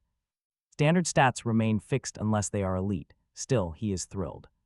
After all, who would not love a beautiful, powerful young lady? He smiles. He welcomes her to the team, telling her to eat dinner first since it is late. His bracelet registers a new achievement for reaching 10 residents. This unlocks a special character module from the Lonely Fortress. For every 10 residents he recruits, a random character is summoned. The new summon comes directly from the Lonely Fortress universe. We are talking Jill, Claire, Rebecca, Helena, and other legends. Sherry and Alcina, too, talk about an incredibly stacked roster of powerhouses. No Leon or other guys here, but who will he recruit first? Who cares about summoning smelly men? It is all about combat power, not looks. Or maybe he just wants beautiful women. Either way, he is left completely puzzled. Famous legends like Ada Wong, Jill, and Claire need no introduction. They survived brutal horror crises without ever becoming virus carriers, unlike Rose, Sherry, or Lady Dimitrescu, who carry the G-virus or E-type mold. Their high risk of infection could threaten the shelter, but he must recruit first. 10 residents unlock this module, so what happens with 100 or 1,000? He dreams of Siri, Yennefer, Triss, Aerith, or even the brilliant Dr. Ziegler. Song Hana, but since the system is strictly limited to realistic environments. Fantasy is out. Shaking his head, he opens the computer. Bald Contact messaged him 2 hours ago, asking for 210 bullets. The regional chat is a total horror show, 1,200 deaths in 2 days. The remaining survivors were either incredibly lucky or strong enough to fight through. Tonight feels peaceful. By the morning of June 6th in the game, he has saved 1,000 survival points, just enough to purchase a recruitment ticket. He opens the resident shop. Moment of truth. The summoning wheel begins to spin. He chants for a purple tear, but the needle stops on a common white. The new survivor reports at the entrance. His expression instantly sours. He probably forgot to wash his hands. Thankfully, it is not a trash tear. It is barely acceptable. Heading to the entrance, he sees a messy, dust-covered middle-aged man waiting. A quick scan reveals him as Scavenger Old Wu. He has 4 Constitution, 3 Spirit, Level 2 Stealth, and basic weapon skills. With max loyalty and 2 stars, he is just a standard post-apocalyptic scavenger armed with a machete. He can easily dispatch him to explore. Each run yields valuable supplies. The man's build is robust but deeply fatigued. He hands the survivor a map of Niuja town, marking 3 safe houses. Old Wu only needs to systematically bring back resources from these locations. Since he and Irina cleared the local zombies yesterday, the path is safe. This keeps Old Wu perfectly out of danger. After finishing their lunch, he and Irina sit at the computer with 3 hours left on the clock. Since Vera is guarding their camp, he can enter without any worries. The portal icon for Qingjang village permits only 1 item and 1 companion. No extras allowed. He tries sneaking in a gun, ammo, and medicine. But the system rejects his inventory, warning him that he is over-encumbered. Ultimately, he selects the medical kit. With Irina by his side, firepower is not a priority. Besides, his refreshed passive skill can conjure weapons inside any building he claims. Keeping infection at bay is far more critical than a simple handgun, especially if he spawns directly into a trap. He secures his pack, holds Irina's hand, and clicks the start button. The intro screen describes a sudden, global disease that quickly became lethal.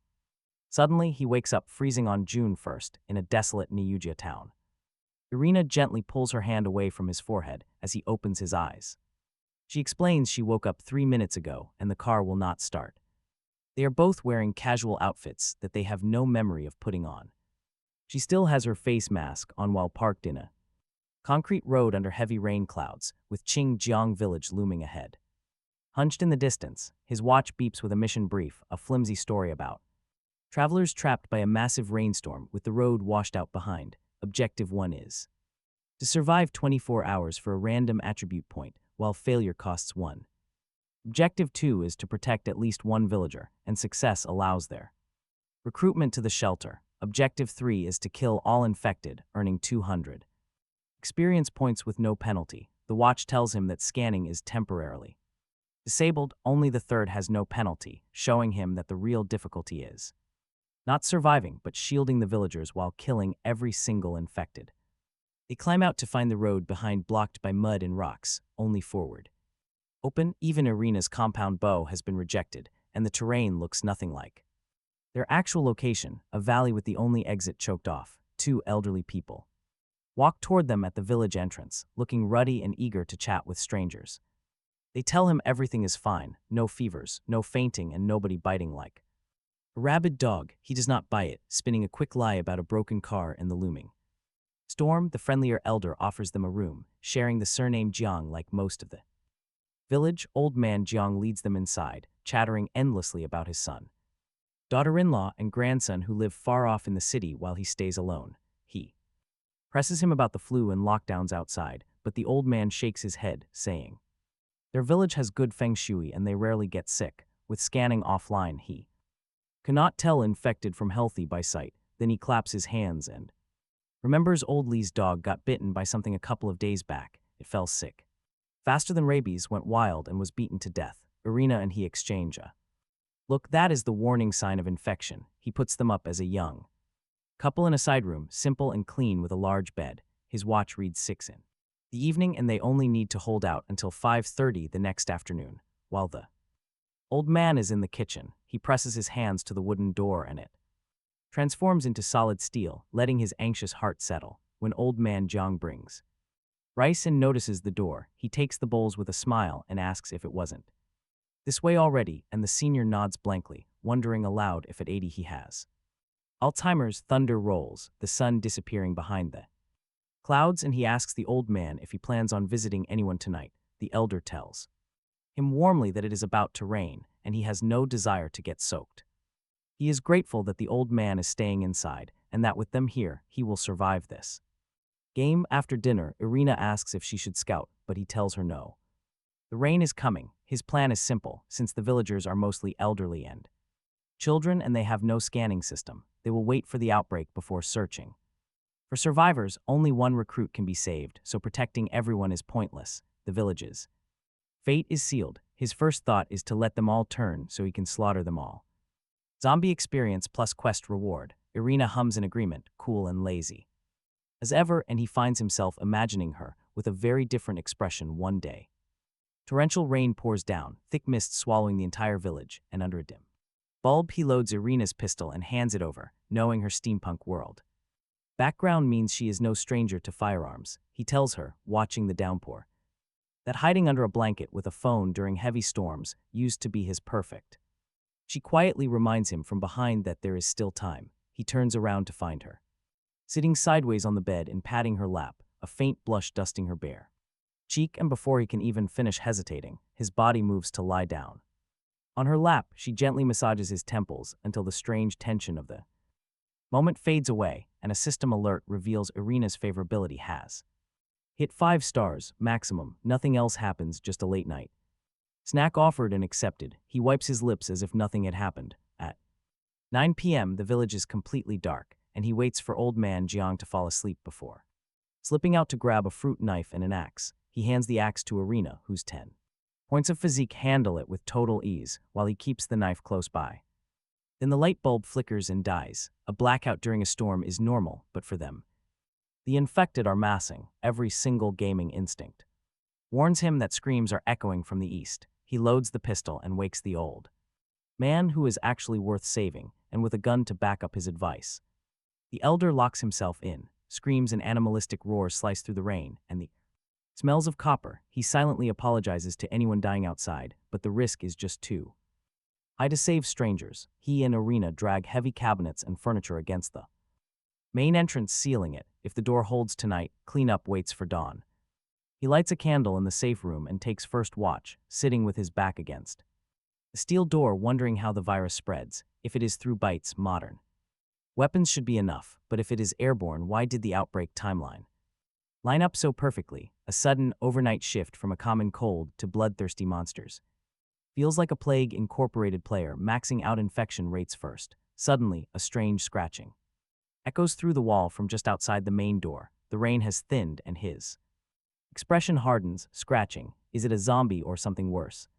He keeps quiet, letting whatever is out there lose interest. The clawing persists for a while, gets no reaction, and finally moves away. The night passes, and his morning alarm wakes him to a bright sky. The heavy rain is down to a drizzle, and Irina reports everything was quiet, except the old man, who has been sitting completely motionless in the living room chair since dawn. She stayed vigilant, ready to fire at any suspicious movement, and he praises her vigilance, adding that survival must always come before friendliness. They find old man Jiang on the sofa, staring blankly at the wall with hands clamped around his phone. When he speaks, the elder startles awake and holds out his screen, displaying the final video his son sent from the city, quietly whispering that he is completely alone now. His son, his daughter-in-law, and his young grandchildren are all gone. He does not weep, only strokes the family photo on his wallpaper. Unsure of how to offer comfort, he steps outside with Irina. The second objective is optional, no more ordinary villagers. The third task is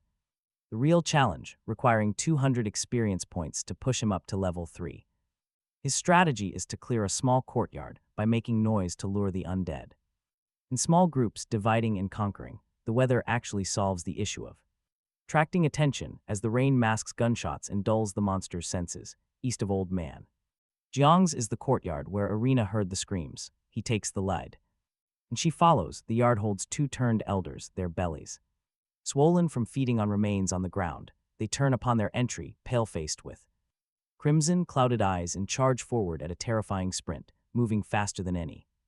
He spots the walkers. His pupils contract as he fires, putting a hole clean through one head.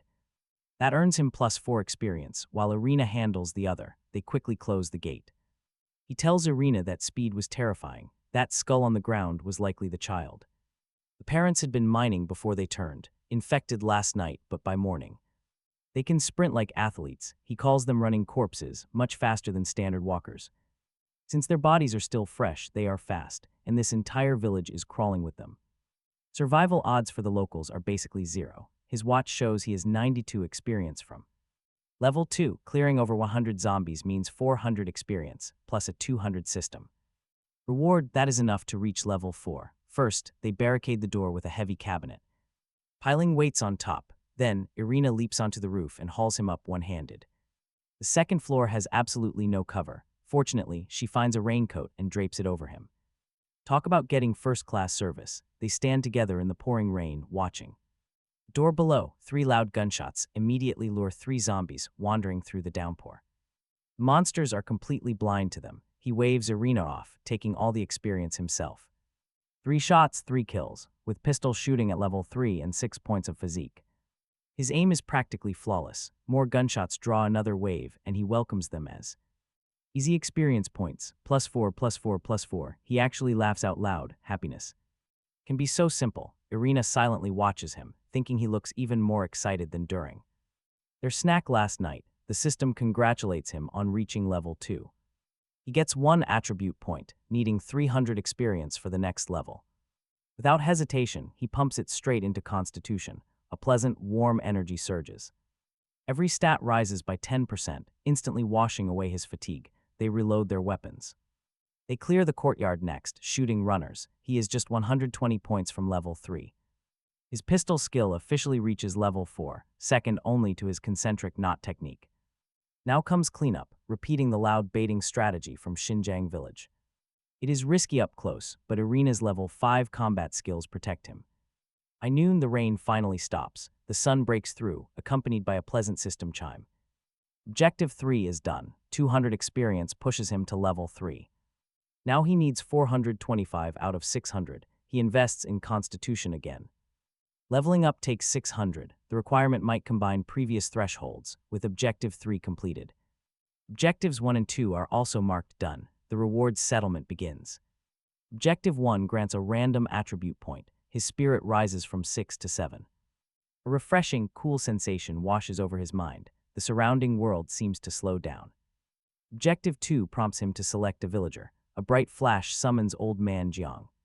The elder looks at him with a complicated expression, explaining that he knows everything.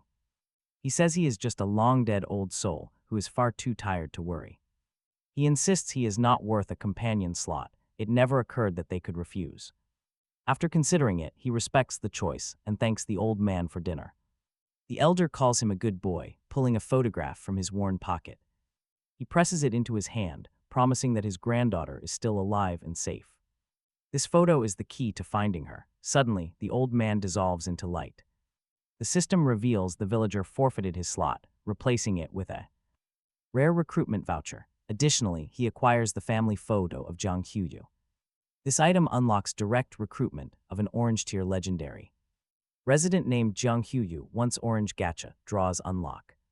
The old man drops a surprise, distributing all rewards as their exit draws near. When he opens his eyes, he and Irina are right back inside Star Sea Shelter. Only a moment has passed on his watch, leaving his worst fear behind.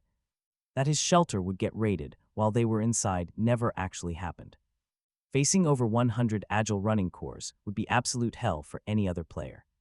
But the game did not expect a cheater conjuring pistols from thin air. In bringing a resident with stats already past 10, the rewards are quite generous. He receives a recruitment voucher along with an orange legendary recruit item, though he regrets that dungeon items cannot be brought out. He feeds his voucher to the computer. Pulling immediately, the system congratulates him on a gray common grade resident. His post-dungeon joy dies instantly. Seriously, talk about twisting the knife. But he finds some comfort knowing an SSR grade is guaranteed every 10 draws. His new recruit is Lu Dan Yang, an elderly cleaner. Her physical attributes are low, but her loyalty starts fully maxed out. Her description says she is extremely frail, suited only for very simple physical labor. She can only go to safe spots to collect loose valuables and return. Since she cannot engage in combat, he assigns her to help Lao Su. Since Qingjing village is uncleared, she will handle the dirty work. Meanwhile, upgrading the shelter to level 3 has unlocked a brand new tier. The workbench needs a rotor, an electronic coil, and a circuit board, plus 10 scrap metal and 20 scrap plastic pieces to upgrade it. Screwing open old televisions and radios yields these advanced electrical components. After a lot of tedious grinding, the level 3 crafting table is ready. This excellent grade machine can craft everything plus high-tier steel blocks. It produces steel axes, heavy hammers, pickaxes, rebar, and animal traps. He can now craft nylon ropes, fishing rods, and even custom clothes. Every item crafted boosts his proficiency, though it consumes steady power hourly. The table has grown into a massive 2-meter machine tool with a display. Manual workbench has essentially transformed into a high-tech CNC machine. He checks the fine steel block recipe, requiring scrap metal and carbon. Upgrading his shelter requires 200 blocks, which means massive material farming. Gathering 1,000 scrap metal manually would take him 20 long days. Trading is much faster. For carbon, he processes some walnut charcoal boxes. Besides steel, the fishing rod catches his attention, not for the fish, but because crafting it might trigger his special main character mod achievement. Since the generator needs diesel, he asks Old Wu to check Chilo village while he browses. He heads over to check the trading hall for any good deals. He spots a wooden house blueprint requiring 100 wood and 50 nails. It only houses 2 residents, making it weaker than his cabin module. A module has to be overpowered, yet he still feels quite tempted. After all, his new recruits, Old Wu and Aunt Jiao, need homes. The future girls he recruits cannot be left sleeping on the cold floor. The seller, Fury of Thunder, is demanding blueprints or weapon schematics. Luckily, he has a spare stone wall blueprint, so he initiates a trade. Checking his schematics, he finds an unused stone wall blueprint, messages him, and they trade. A straight trade. Once the blueprint arrives, the other trader realizes who he is dealing with. He gasps in shock. The top player in all rankings is right on his screen. Fewer than 10 people have even made the level rankings, and our protagonist is already at level 3. With a light chuckle, our hero replies that it is really just down to some good luck. Outside a wooden house, he finds a schematic for a powerful Tang horizontal sword. It requires 2 fine steel blocks, a level 3 crafting table, and high manual crafting skill. Once crafted, this blade is sharp enough to decapitate a zombie with a single clean strike. It is perfect for close combat, but only a level 3 workbench can produce it. Fortunately, the global rankings confirm he is currently the only player with a level 3 shelter. The seller, Gorilla, demands that whoever takes the schematic must return it after unlocking the recipe. The comments are filled with disbelief, and many think he is just joking.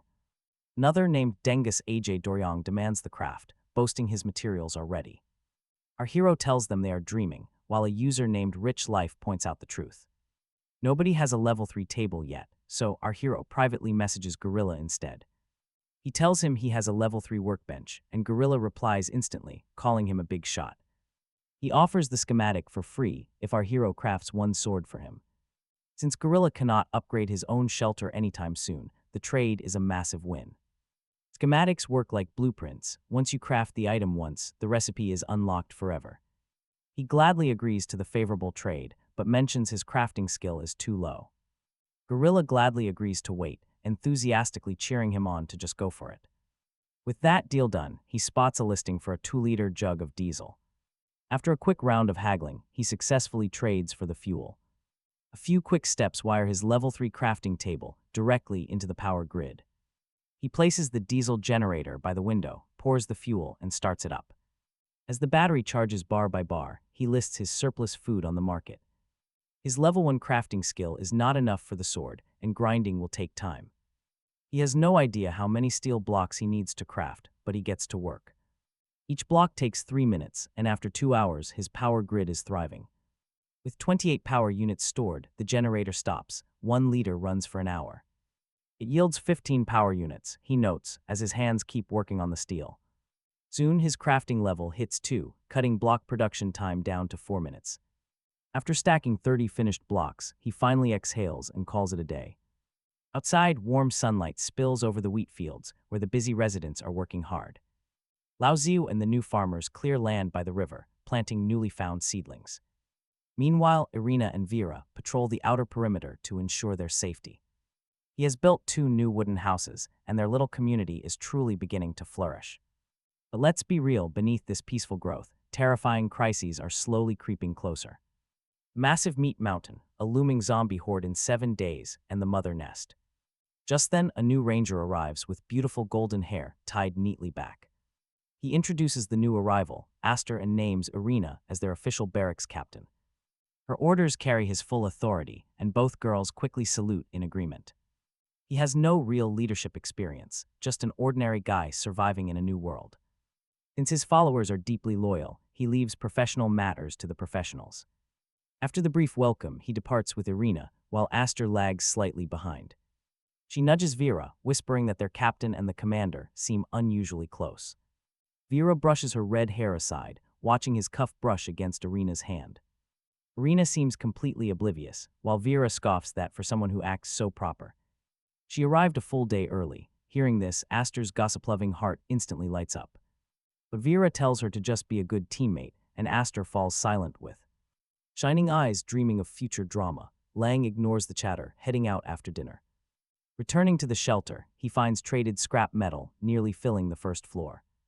He immediately grinds at the level 3 table, working until his handicraft reaches level 3. Only then does he stop, deep into the night, unlocked to craft Tang horizontal swords. They have plenty of ranged weapons, but are severely lacking in close combat gear. 10 minutes later, he holds a newly crafted Tang horizontal sword, its blade long and straight with water-like lines flowing along the finely forged blade edge. Testing a swing with his 8 points of physique, the movement feels completely effortless. The blade cuts a silvery arc with a sharp hiss. His watch lists it as common. An excellent grade, 80-centimeter fine steel longsword weighing 3 jin, perfect for combat. It is ideal for slashing and thrusting. Killing foes with it raises weapon skill. He crafts 11 more, handing 1 to Gorilla and giving 10 to the local rangers. Even without the weapon skill, their elite fighting foundation will serve them well. With the recipe successfully unlocked, he lists the rare schematic and a sword. He offers them specifically to Gorilla, who instantly snaps them both up. Having stayed up late, Gorilla thanks him effusively, calling him Brother Lang. He praises his word. Lang calls it a trade, then asks where he found the blueprint. Gorilla explains he got extremely lucky with a nearby bronze treasure chest. It came from a cupboard. He mentions another player even bragging about a silver chest. Hearing this, Lang notes to have Old Wu and Liu Deyang search more carefully. As he prepares to sleep, a soft knock sounds, followed by a charming voice outside. The visitor asks if the commander is awake. He opens it to find Vera. She is leaning against the wall, her silver buckles gleaming softly in the moonlight. He asks if there is an emergency, but she steps close with cat-like grace. Her red hair brushes his cheek as she asks if Irina is fit for captain. Lang senses a quiet power struggle. Loyalty is guaranteed, but harmony is not. He frowns, gently catching her hand as she slides it across his chest. Lang explains that he appointed Irina because of her superior talent and management skills. He warns Vera that if she misinterprets his ultimate decision, she is completely and utterly wrong. He had decided after reviewing her elite stats, but announcing it early was pointless. Vera drops her playful act, her face softening with a touch of sadness.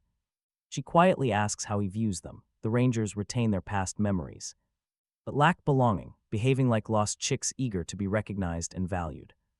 They do not want to be treated like tools, making Lang their anchor. Honestly, he would be lying if he said he disliked these beautiful women. But he cannot pretend he would not sacrifice them if absolute survival demanded it. Instead of answering her directly, he resolves to never let that situation happen. Releasing her hand, he repeats the promise he made to Irina earlier. He will not let her loyalty be wasted. Vera's eyes flicker with emotion. Her ear tips flush as she whispers that being needed feels quite wonderful. The system immediately announces her favorability rose by 2 stars, now reaching 4. It is getting late, but she promises they will meet tomorrow. Smiling beautifully, she touches his chest. Asking why he is not inviting her inside, living in the moment without regret is the Ranger's motto. Even the cold Irina takes initiative at critical moments. His spirits lift instantly. Since she is bold enough to suggest this, he is no longer sleepy. Earlier was surely just a test. Her 4 stars likely meant teasing since they met less than a day ago. Does she seriously think he is some blushing schoolboy who will embarrassingly stammer and will reject her? He will not stand on ceremony, stepping aside to invite her. Inside, she glides in alluringly, locking both the door and the observation window behind her. Removing her mask reveals a stunning face, a perky nose, and delicate red lips against flawless white cheeks. Her delicate fingertips trace a burning spark along his neck and chest with desirous black eyes. Her long legs wrap around his waist while his hands embrace her slender waist, and before he realizes, the wind starts fading. Setting moon, evening rain, a fleeting spring breeze. A wordless night of pounding passion. He wakes to an empty bed. Her sweet scent still lingers in his nostrils. A hint of regret remains from last night. He truly experienced a woman made of water, and wow, what a wild night. The sheets need changing. He washes up, then finds a thank you message from Bald Stem Man. He is thanked for the first aid kit, with some free information offered. Clearing an area gives a chance to unlock a dungeon with massive rewards.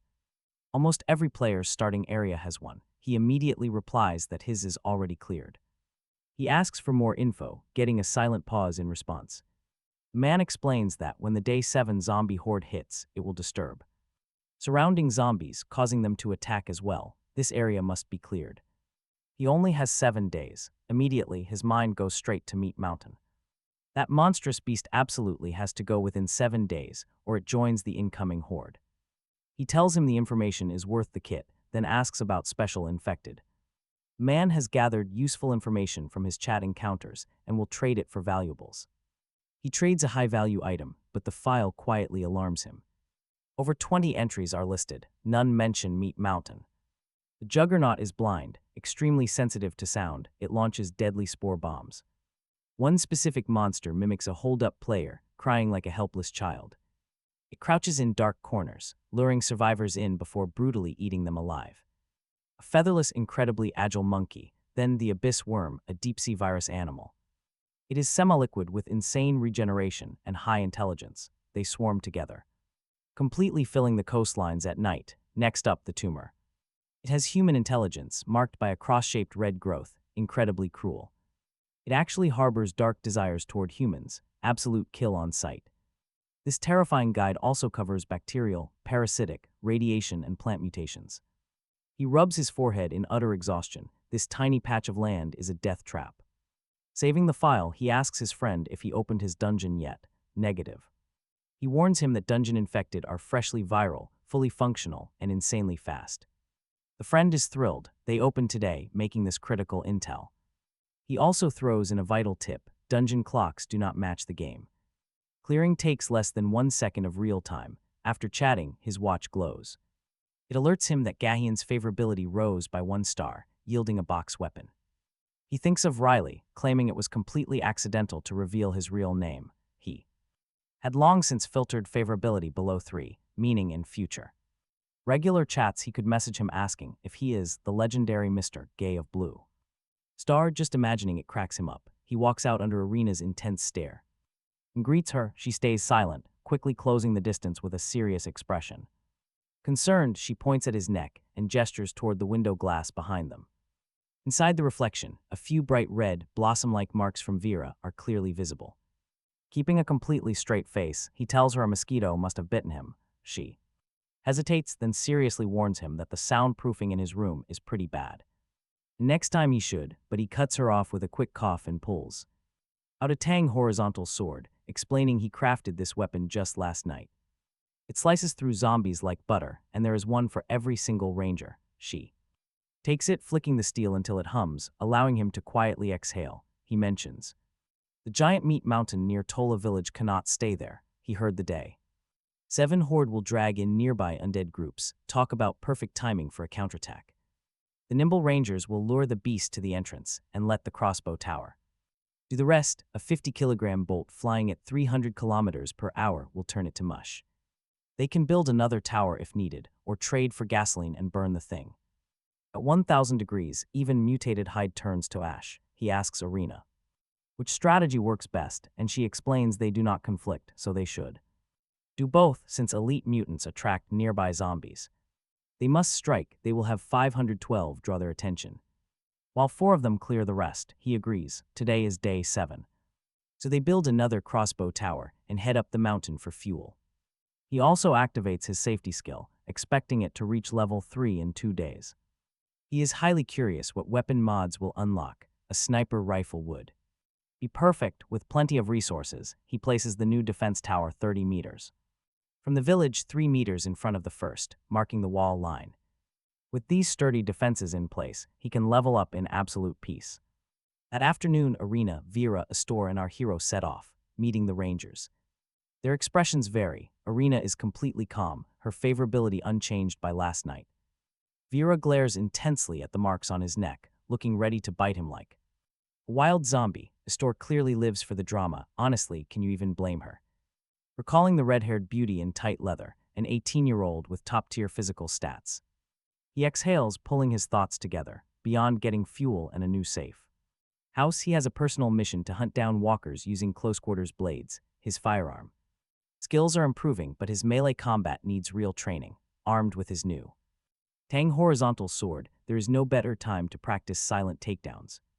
Even with 3 rangers flanking him, he orders them to hold back unless a special mutant appears. Real growth requires danger. Back at Chalu Village Arena brings back news that the giant meat mountain is still on the road. He simply nods, letting the monster enjoy its final days. Along the path, he confronts a weak walker. Up close, his decaying face and horrific stench are terrifying, but his heart remains calm. The initial dread is long gone. He thrusts, driving the blade straight through the eye socket. The zombie collapses, and he shakes the blade clean before moving on. He keeps walking, cutting down every walker they meet until he completely loses count and sharp weapon reaches level 1. His overall blade mastery improves. This boosts his reflexes and physical vitality, while also slowly upgrading his weapon damage through kills, a truly universal blade skill. His axe and dagger skills rise right alongside his swordsmanship, and at high levels, even a rusty fruit knife could strike like a legendary blade. Falling petals and plucked leaves could easily draw blood. With the reflex and health boost, this skill is incredible. He wonders if blunt weapons work the same way and resolves to test it tomorrow. Past the last safe house, the asphalt turns to concrete, like in Xing Jiang Village. The road climbs, houses thin out, and even the undead grow rare. Arena takes the lead, then him. Every walker they encounter falls directly to his blade. 1 kilometer ahead, the map reveals this wild stretch has never been settled, just dense forest. With leaves blocking the sun and a faint wind whistling, Arena whispers. There is a hidden courtyard in the woods, her level 5 scouting skill letting her peer through the canopy. They slip inside. The interior looks just like Xinjiang Village. And after confirming the building is secure, he places and activates his shelter skill. Suddenly Aster calls from the yard corner. Wait, what is that? He walks over, eyes widen. A twisted tree has sprouted from a human corpse. A walker lies pinned to the soil by creeping vines, roaring aimlessly as thick tendrils pierce deep into its body.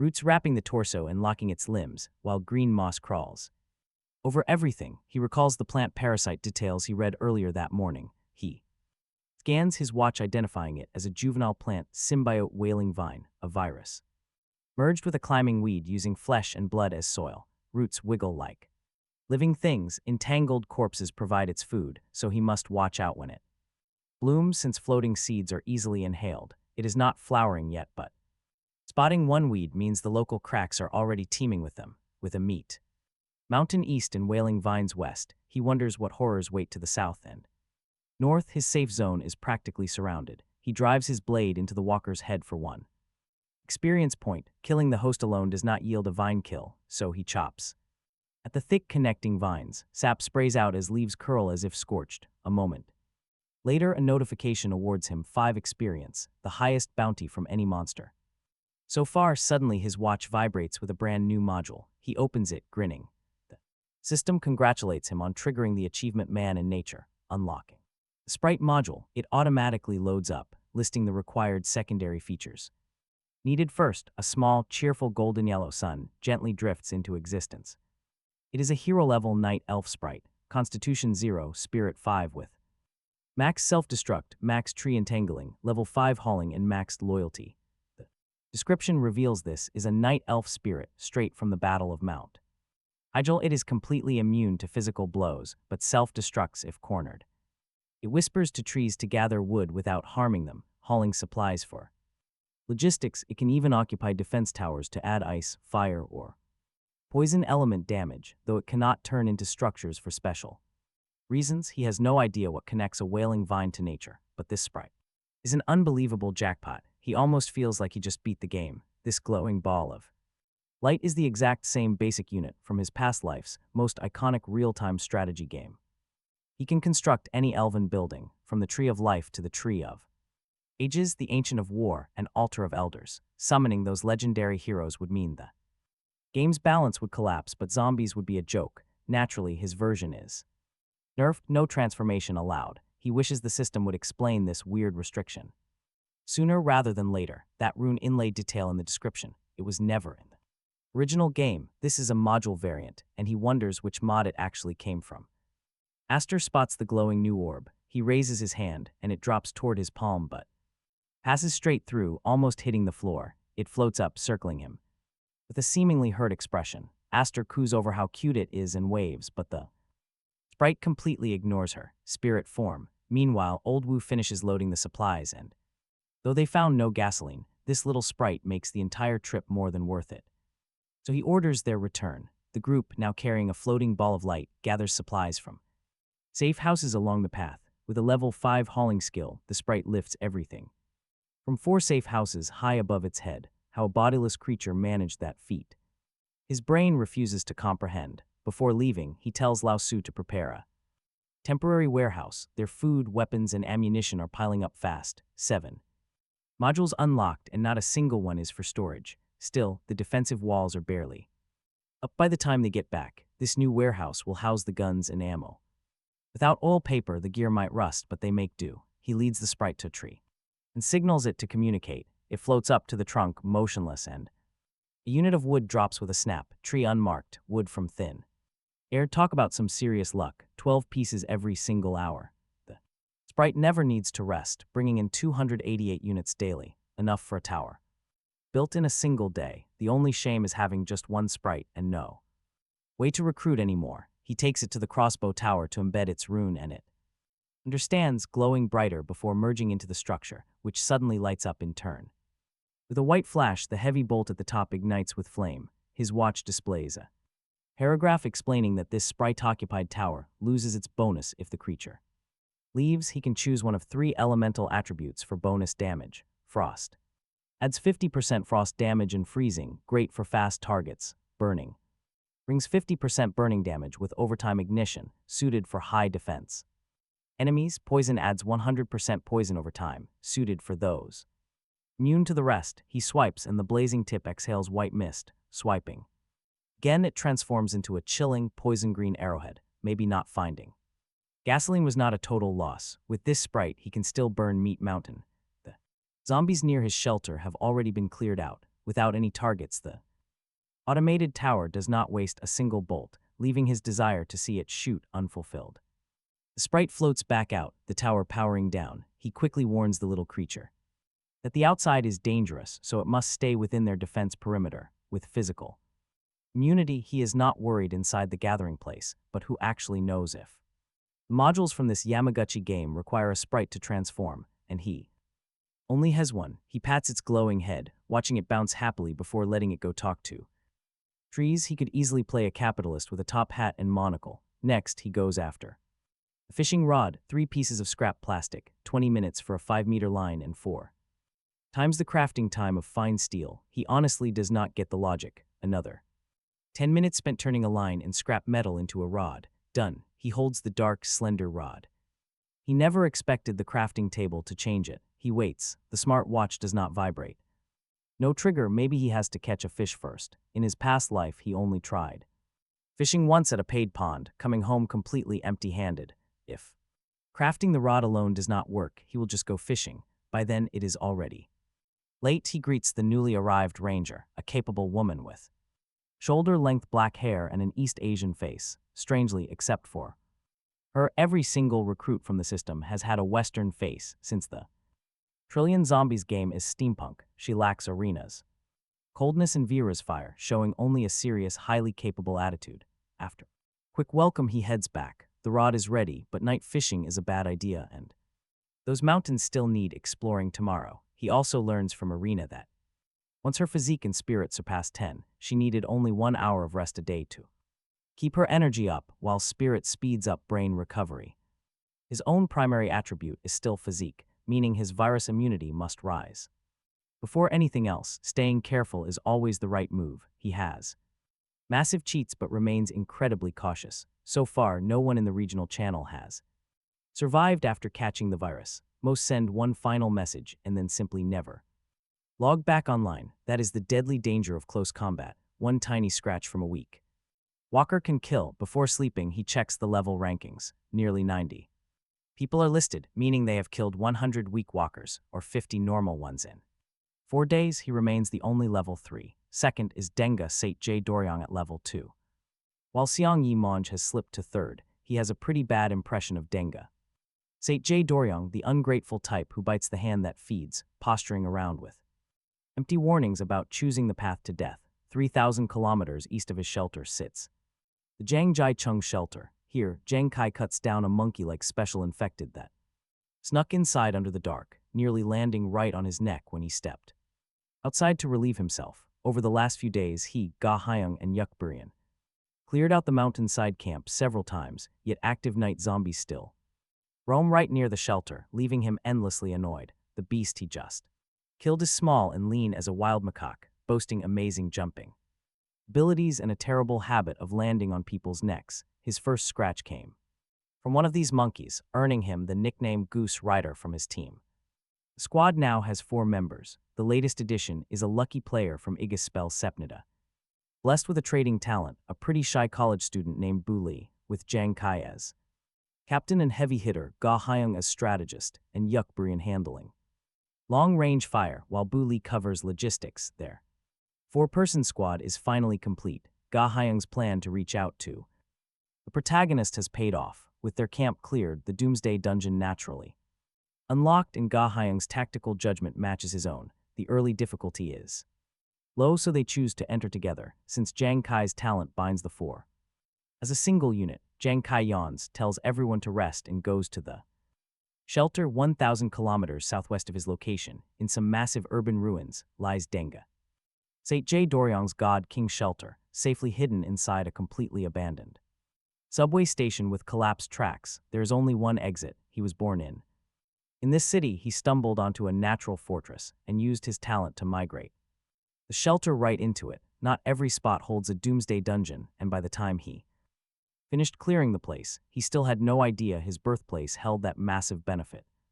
Now he sits staring at the leaderboard, dissatisfied, wondering why his own powerful talent is getting outpaced by some guy named Kang Lang, who levels insanely fast and holds first place in shelter level, habitability, and total wealth all at once. By every known theory, even a red-grade talent shouldn't sweep every single category.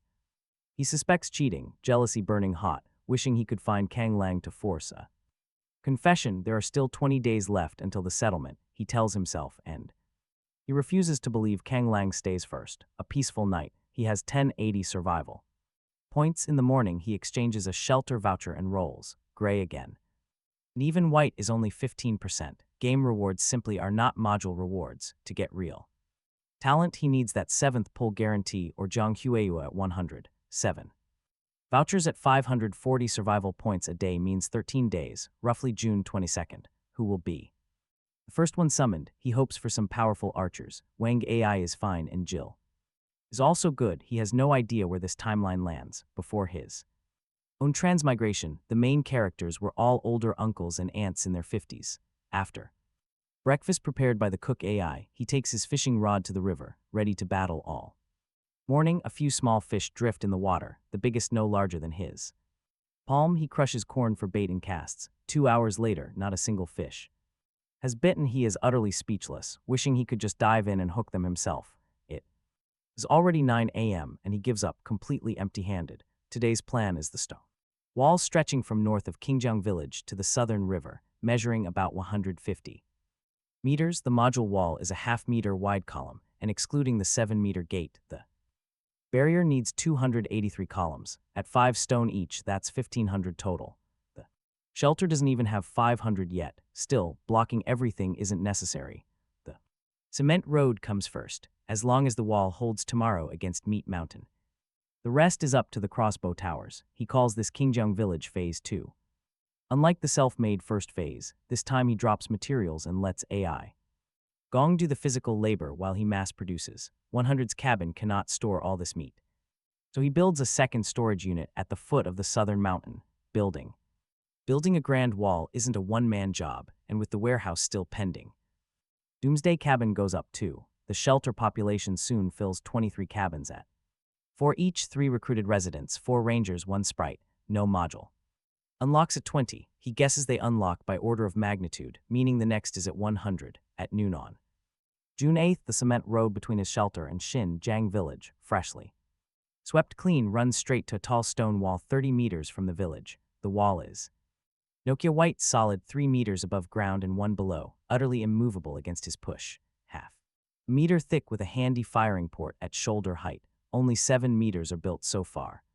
Standing completely isolated in front of the crossbow tower, easily flanked like France's Maginot Line, useless against smart enemies but perfectly fine. Against Meat Mountain, feeling uneasy, he rings the entire crossbow tower with a circle of stone wall. The tower stands 5 meters tall, so the 3-meter barrier won't block its sight. Game.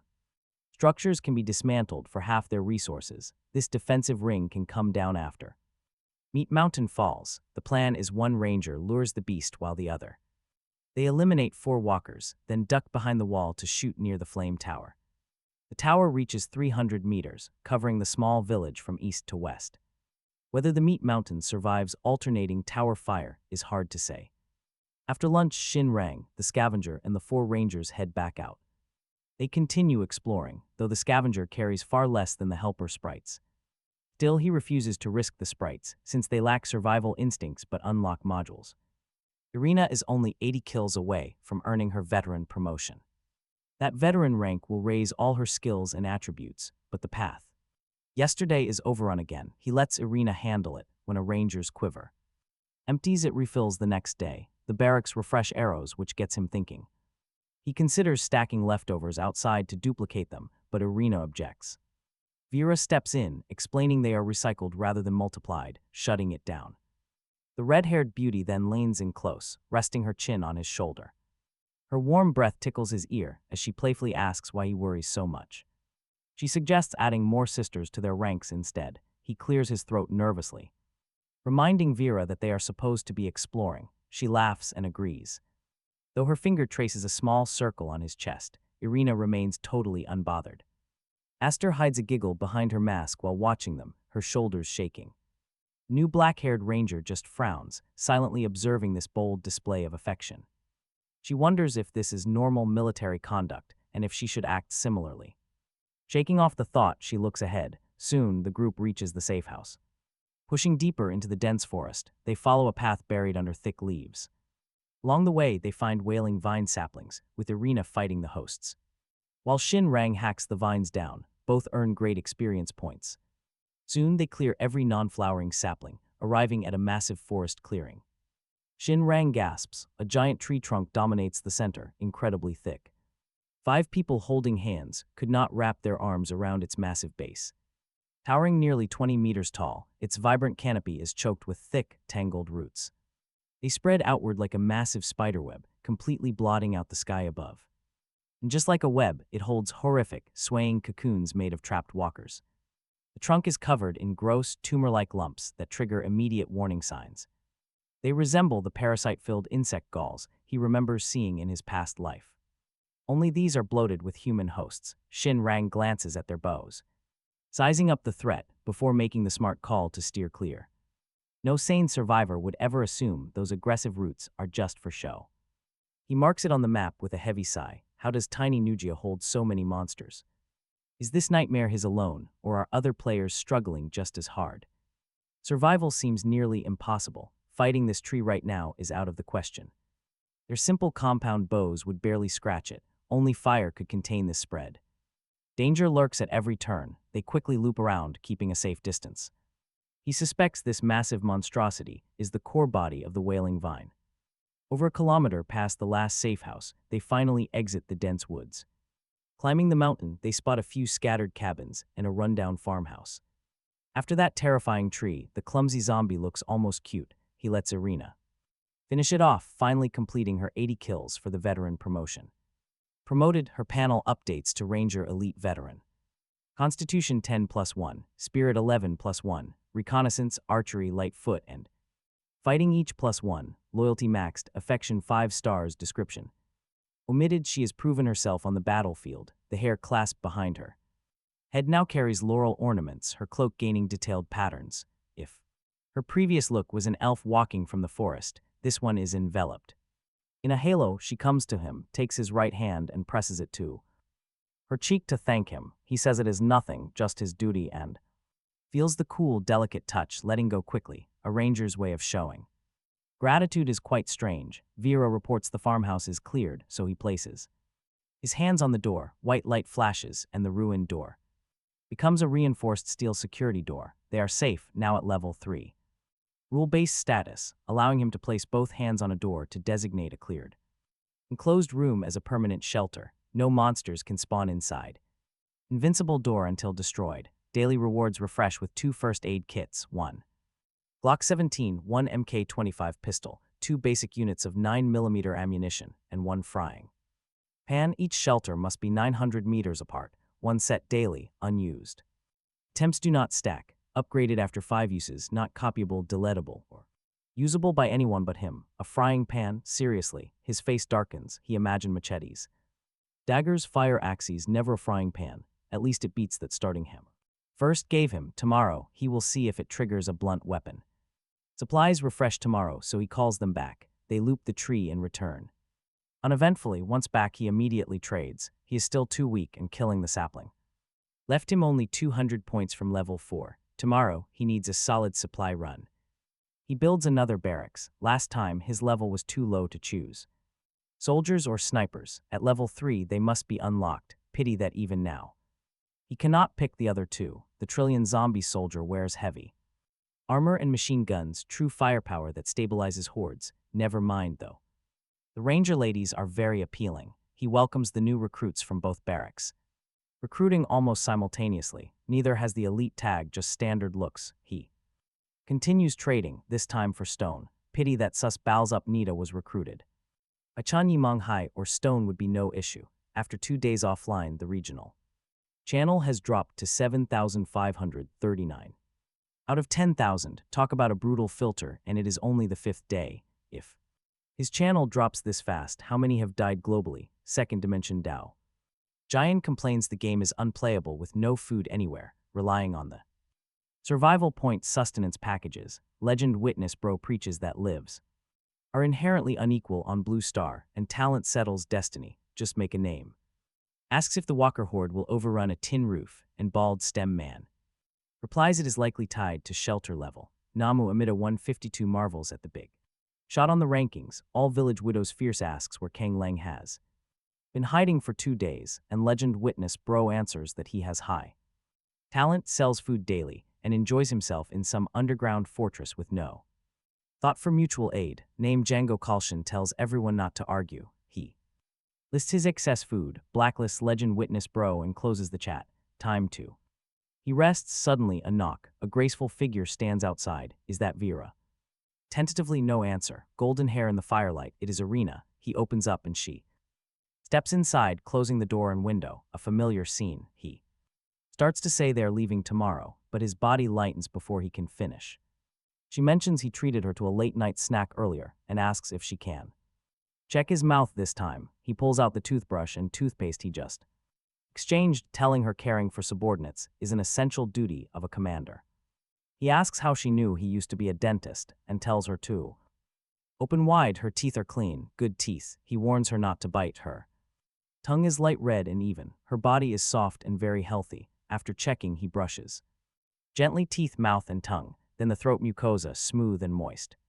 Swallowing easily, he tells her the toothpaste is edible, bought straight from the shop. Feel free. She nods, swallows, and savors it, saying it tastes like mint. The night passes without a word, only the soft sound of brushing. Her laurel hair clasp is truly beautiful. Holding it feels like holding the future. The next morning, 5 days until the small walker tide. June 9th is the day his shelter's entire combat force is dispatched to eliminate Meat Mountain. According to plan, 1 ranger plays bait. Arena has the highest attributes, the best candidate, the remaining rangers and he trail behind to avoid drawing more walkers. He tells Lao Tzu to hide everyone in the shelter. Civilians need protection. Arena, Vera, Aster, and 3 other rangers, and he move out to Chilo village. He stays behind a corner, peering at Meat Mountain. Compared to its June 5th position, it has drifted slightly further from the village, about 30 meters. Aside from it, the rest are decay level.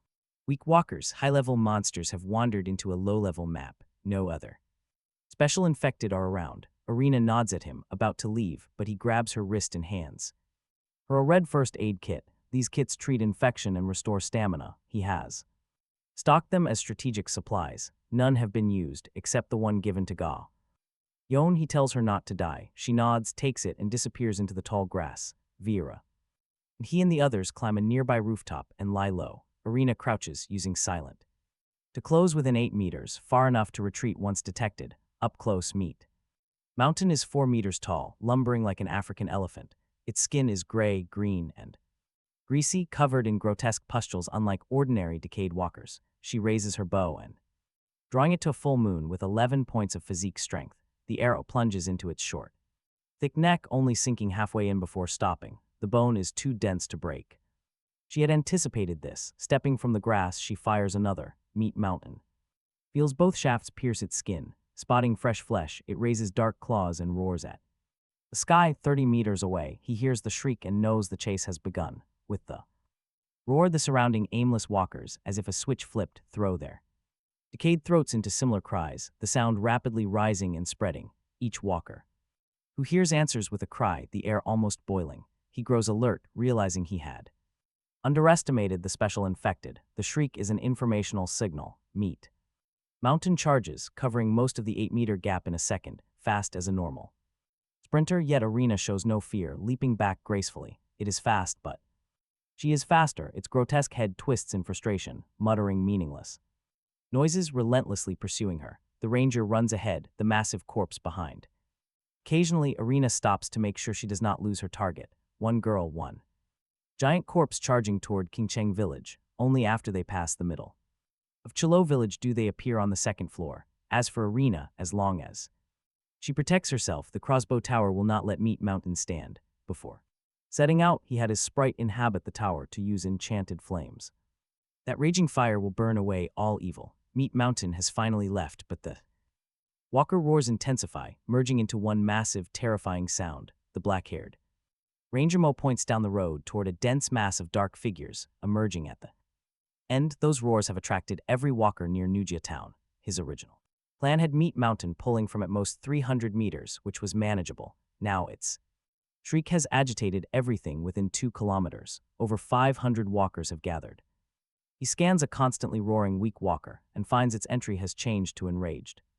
Weak walker, the description warns him that he needs to be careful. Under the influence of a higher-level walker, its decaying, fragile body has regained its agility and speed. It will charge quickly once it spots him, only exiting this state if no hostile creatures show up within 2 hours. It is faster, more flexible, essentially becoming a running corpse. A single shriek from Meat Mountain restores a nearly decayed walker to its original infection strength. Walkers not only have a hierarchy but group buffs too. He gestures to Vera. She draws her bow and targets the enraged weak walker. Experience +1. The rage value is twice normal. Talk about a jackpot. Over 500 walkers, even weak ones, that is.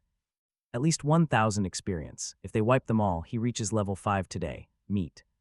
Mountain's hateful face suddenly looks almost goofy. He looks back, every single eye burning at him as if begging for the order. Facing the tide, they are fearless, their absolute loyalty deeply etched. He takes the frying pan at his waist and nods.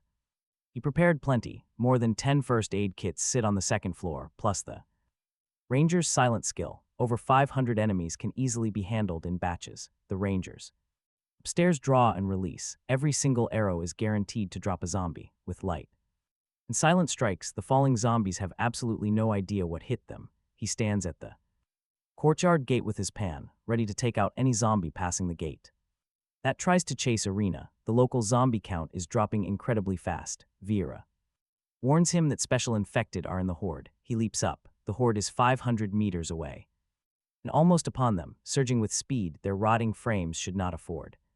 Several figures stand out. One incredibly tall zombie standing nearly 3 meters tall, thin and long, unlike the massive Meat Mountain. Another shadow is bouncing in and out of the crowd like a wild acrobat. 2 are visible, maybe more hidden. He tells the Rangers to target the special infected first. Today's goal is that not one passes through Chilo village. 6 against 500, but they hold the advantage. The Rangers disperse into the shadows, killing silently. His job is to defend downstairs and intercept zombies wandering to the far side. The horde surges into Chilo village, kicking up a massive cloud of dust. Without Meat Mountain to guide them, they drift Aimlessly, arrows rain down, zombies fall, and his experience level climbs. The bouncing monster leaps restlessly without spotting any ranger. He lies in wait in the courtyard, making a slight sound to lure each passing zombie inside, then cutting it down. The frying pan is his weapon of choice when zombies are sparse to keep his strikes quiet.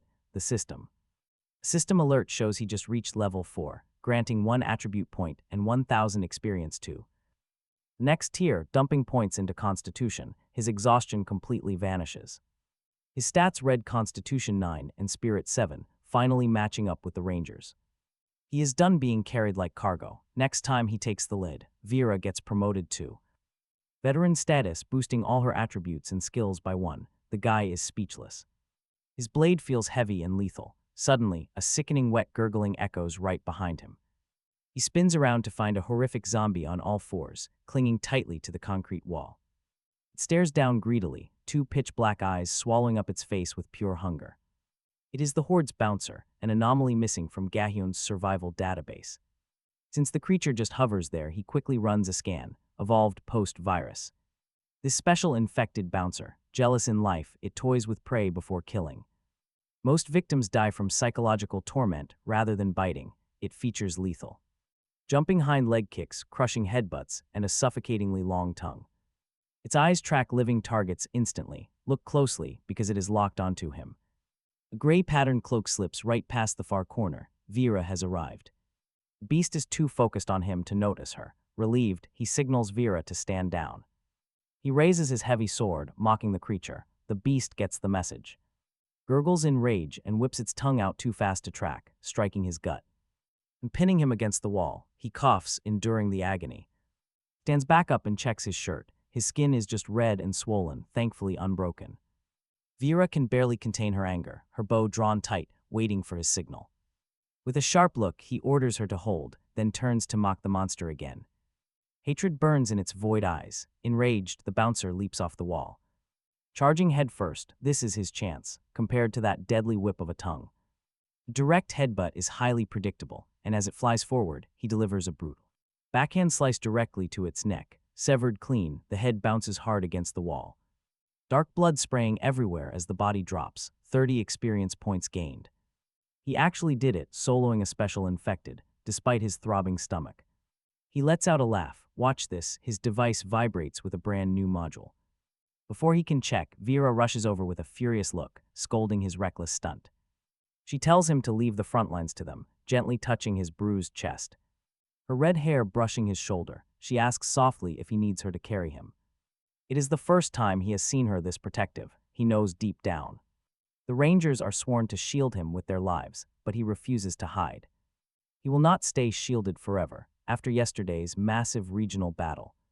This world is no safe tourist trap. Relying on others means he will never evolve. Still, he is no idiot. He calculated Vera's flanking position before taunting the beast.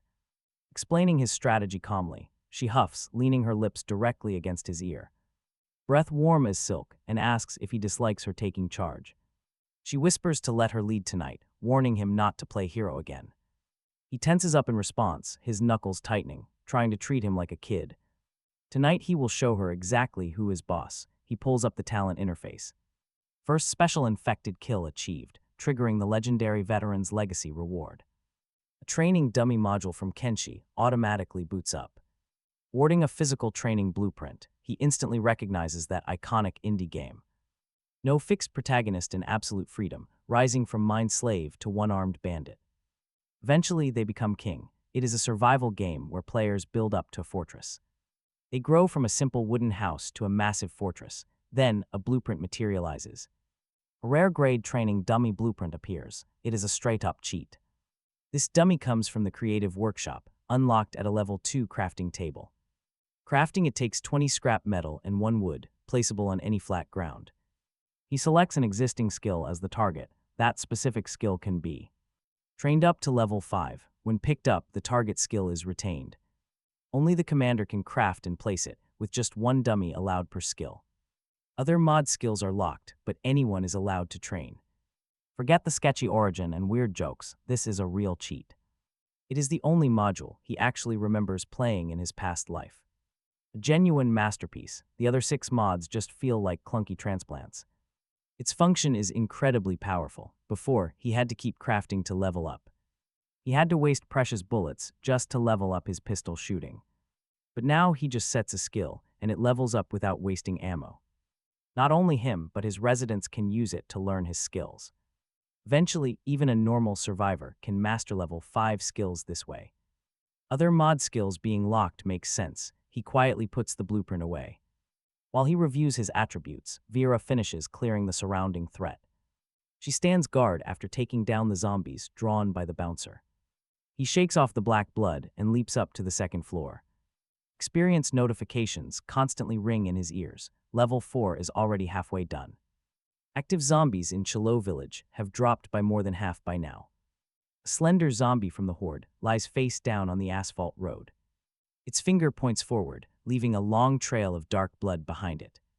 It is completely dead. His log shows 15 experience prompts while checking stats. He relaxes and stands up, but the remaining horde spots him instantly, roaring. Challenging them, he leaps down and tightly wraps his hand to his sword. Securely holding the blade, he waits at the entrance. Vera sighs helplessly. Talk about a reckless commander. Meanwhile, Irina glides through like a shadow. She moves with carefully controlled speed, keeping her distance from the monster. She keeps a perfect gap between herself and the massive beast behind her. Meat Mountain is a 4-meter hill of flesh, yet shockingly fast and heavy. Ground shaking, any normal person would freeze, but the beast only eyes her. It blindly chases the prey it cannot catch, fueled by pure rage. She turns to fire. It does barely any damage, but adds massive insult. Frustrated, it stops and shrieks out, practically begging its allies for help. But any zombie answering the call is already dead back in Chilo Village. They became corpses under the commander's blade. No support arrives for the beast. The human ahead stops teasingly shooting its face, making it roar once more. It drags its heavy body forward again. Instantly, she turns to flee. The chase continues for 2 kilometers until another village finally comes into view. Meat Mountain closes in, unaware a sharp arrow is aimed right at it. The second its foot crosses the 300-meter line, the arrow whistles out. Out flies a blazing bolt like a crimson comet, 2 meters long and 50 kilograms, flying at 80 meters per second to pierce its chest. Kinetic energy and conical arrowhead instantly hollow out its chest. Flames wrap around Meat Mountain, burning fiercely as scorching black smoke rises. It shrieks in pain, its massive body trembling, but the area is completely cleared and its call goes unanswered. Irina stays in the village, quietly waiting for it to die while smoke blinds it. 15 seconds later, another crimson trajectory streaks across and finishes it off. A simple, deadly plan plus a little insignificant cheat assistance. Within 6 days, this terrifying monster is dead. Once it dies, the flames fade and the charred corpse turns to green smoke, leaving behind a box shimmering with silver light, a treasure chest, Irina thinks.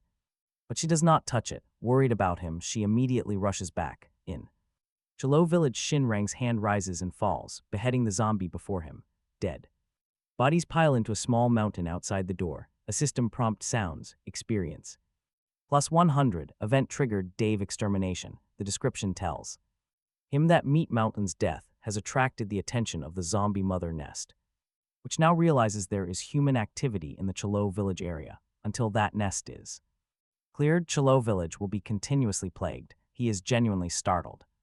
Irina actually succeeded. With Meat Mountain dead, Chilo's zombies will soon clear out. Today's goal is fully accomplished. Meat Mountain truly was a total treasure zombie. 100 experience points gained with the residents alone might have been 200 plus the zombies it attracted in that buffed entry. Without it, he might not have hit level 5. Now it even delivers a mother nest to send him experience daily. Why does that monster suddenly feel almost cute? As for the event, what does Chilo's infestation have to do with his Qingjiang village? Well, the incoming zombies are just free experience. The prompt also reveals a connection between the mother nest and the special infected it spawned. It is not strong. Meat Mountain died in Qingjiang, but the nest believes it died in Chilo. It is time to end this. He takes down one more, leaving very few zombies at the door. The system congratulates him on reaching level 5, granting 1 attribute point and needing 1600 to the next, implying level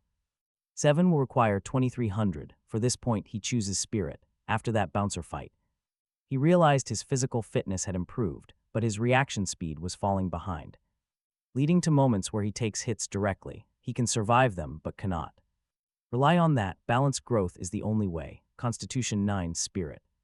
7 to 8. While previous Constitution gains felt like warm currents, this Spirit gain is a cool sensation that lingers, flowing right down his spine. The foul stench from the piles completely vanishes. The zombies reaching hands and Vera's flying arrows seem to slow. Time on the battlefield drags. It is not enhanced eyesight, just his eyes capturing more details and his brain processing them much faster. A second later, the illusion ends. He raises his sword and keeps on slashing. He feels much lighter and more agile. This shift in spirit feels far more intuitive than Constitution, especially that initial cool feeling. Just boosting Constitution would slowly turn him into a punching bag. Seeing the field thinning out, he tosses his sword and grabs a pan to practice blunt weapons. Mastering this would let him easily push to level 5 later.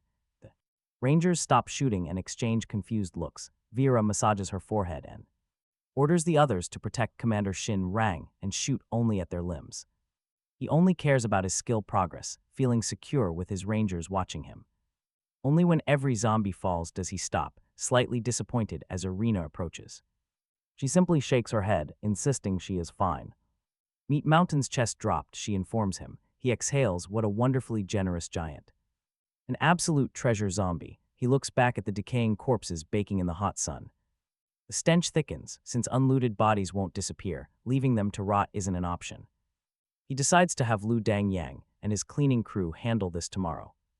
His Rangers stand behind him, utterly exhausted. He simply smiles and waves them all back home. Without a word, they ride back. He soon releases Lao Tzu from the safe room. The residents are thrilled, and Lao Tzu has prepare an absolute feast. A lavish feast. Despite being together for less than a single week, their loyalty is absolute. After eating, he returns to his shelter. The chest from Meat Mountain sits waiting. The scanned item is confirmed to be a silver treasure chest. Meltable into an ingot, he cracks the genuine silver open as white light erupts. He scored big. Check it out, 2 blueprints. Excellent grade gear, requiring 4 fine steel ingots and a level 3 crafting table. With level 3 handcrafting, this sharp melee weapon can stab zombies from safety. It is perfect for close combat and defensive lines. While his tank sword focuses on offense, this blade is built for defense. It handles multiple targets. Setting it aside, he checks the next blueprint. Next up is an excellent grade Doomsday radio set. It requires an electronic coil, 1 rotor, a circuit board, and 2 waste plastics, 5 waste metal, and level 3 handcrafting to make the radio. This registers as a facility, complete with a signal-enhancing antenna. It drains 1 power unit every 3 hours, scanning for survivors. The range spans 300 kilometers, showing every active player out there. With everyone separated by at least 100 kilometers, physical crossing is impossible. Besides, 2 nearby bosses just 2 kilometers away keep him safely indoors anyway. 2 items remain, starting with a tactical belt. This excellent grade gear features 8 handy pockets for 8 different gathering tools. Any stored tool becomes completely weightless, including his hammer. He straps it on, swiping a heavy hammer right over a pocket. Wait for it, the tool dissolves into a stream of light and slips inside. Its weight stays exactly the same, though he wishes it was a rare blueprint. The final item is an excellent grade black tactical vest, designed for defense. Weighing 5 kilograms, it features metal inserts and 8 handy tactical pockets. It provides excellent defense against blunt force. A massive harvest overall, a pointed blade blueprint, a Doomsday radio. He also gets the belt and vest, proving his silver chest blows the old bronze away. After storing the vest, he loads up his gathering tools and straps on the belt. While the pointed blade handles multiple targets, his current Rangers prefer stealth. The Rangers prefer the sword, so this blueprint goes right into storage. Since he has plenty of materials, he crafts the Doomsday radio immediately. After placing the antenna onto his roof, he connects the power and turns the machine on. The radio static is thick. He adjusts the frequency and waits but hears nothing. It supports 3 hours. He sets it aside and opens the regional channel, revealing a new column. Only 6 people are nearby. 6. The only familiar face is AG Sassam Dulong. The radio tags him at 210 kilometers. The other closest survivor is Yumeng Zayat. Over 100 kilometers, the name reads flatly, so he closes the channel. But the survivor channel is his main focus. Still no signal at noon, must he? Wait until night. He heads to the crafting table to make training dummies from 20 waste. Metal and 1 wood, planting 5 dummies, he reviews his current skill levels. Construction 2, pistol shooting 3, unfinished concentric and sharp weapon at level 1. With handicraft at 3, excluding special modules, he has 5 trainable skills, gathering. In construction are for Lao Tzu and the scavengers, while pistol shooting and sharp. Weapons are his priority to reach level 5 first, rangers cannot acquire. Any other skills, he carries the 5 dummies behind his shelter, the front is cluttered with 2 barracks, 3 doomsday cabins, 2 woodhouses and 2 crossbow towers. Picking up a dummy, the system prompt offers him 4 target skills. Locked in once selected, so he maps all 5 skills across his 5 dummies. Planted in flat ground, the iron block expands into a training dummy anchored deep by a rod. He steps right up to the sharp weapon dummy, wondering how to begin training. He strikes it, no pain. Unsure if it actually worked, he keeps punching, holding strength back until a system prompt pops up 2 minutes later. Sharp weapon. Gains 1 point. The notification explains his proficiency has risen slightly across all blade weapons, giving a small boost to reaction speed, vitality, and physical strength. He must kill to level up. Who would believe he leveled? A weapon skill using only his bare fists. With proof, he calls Lao Tzu and the others to begin gathering and construction, leaving the pistol shooting dummy for Old Wu to train. Just 30 minutes later, his sharp weapon hits level 3.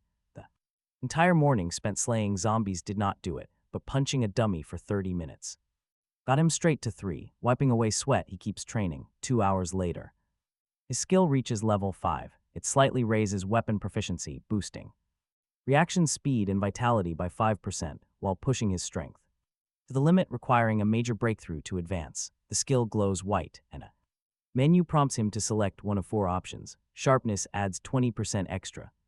Piercing power and durability. Rebound allows thrown weapons to return to his hand.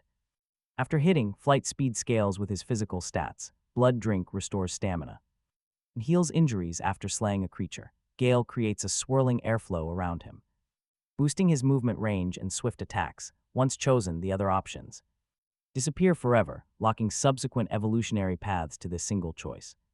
All 4 traits are incredibly powerful. Focusing on raw damage, distance, healing, or speed, he must choose one. He starts eliminating. Rebound goes first. His gun skill covers ranged combat, which might also upgrade at level 5. He passes on sharpness. That leaves blood drink and Gale. Vital sustain versus absolute speed.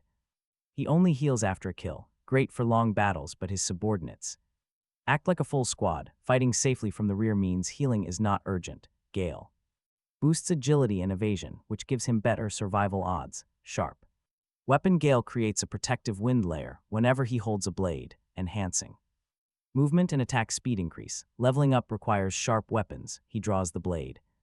Instantly, a light airflow wraps around his body, gently pushing his every move from behind. A quick test swing makes the cold blade gleam as afterimages trail behind. Swinging accelerates the wind forward, and lifting the weapon pulls him upward. He cannot control this wind directly. It only acts as a loyal force driving him forward. Dropping the weapon makes it vanish. He smiles. Gale was definitely the right choice. Now he prepares for pistol training, with his experience already between 3 and 5. Checking Old Wu's status, he frowns. It has been over 2 hours since training started. Yet Old Wu shows 0 progress. Ordinarily, he should have hit level 4 by now.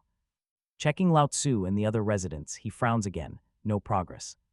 Their gathering and construction stats remain flat. Is their grade just too low? Or maybe these residents simply cannot gain any proficiency from training with cheat dummies. He cannot tell. Even the high-level rangers face strict skill restrictions.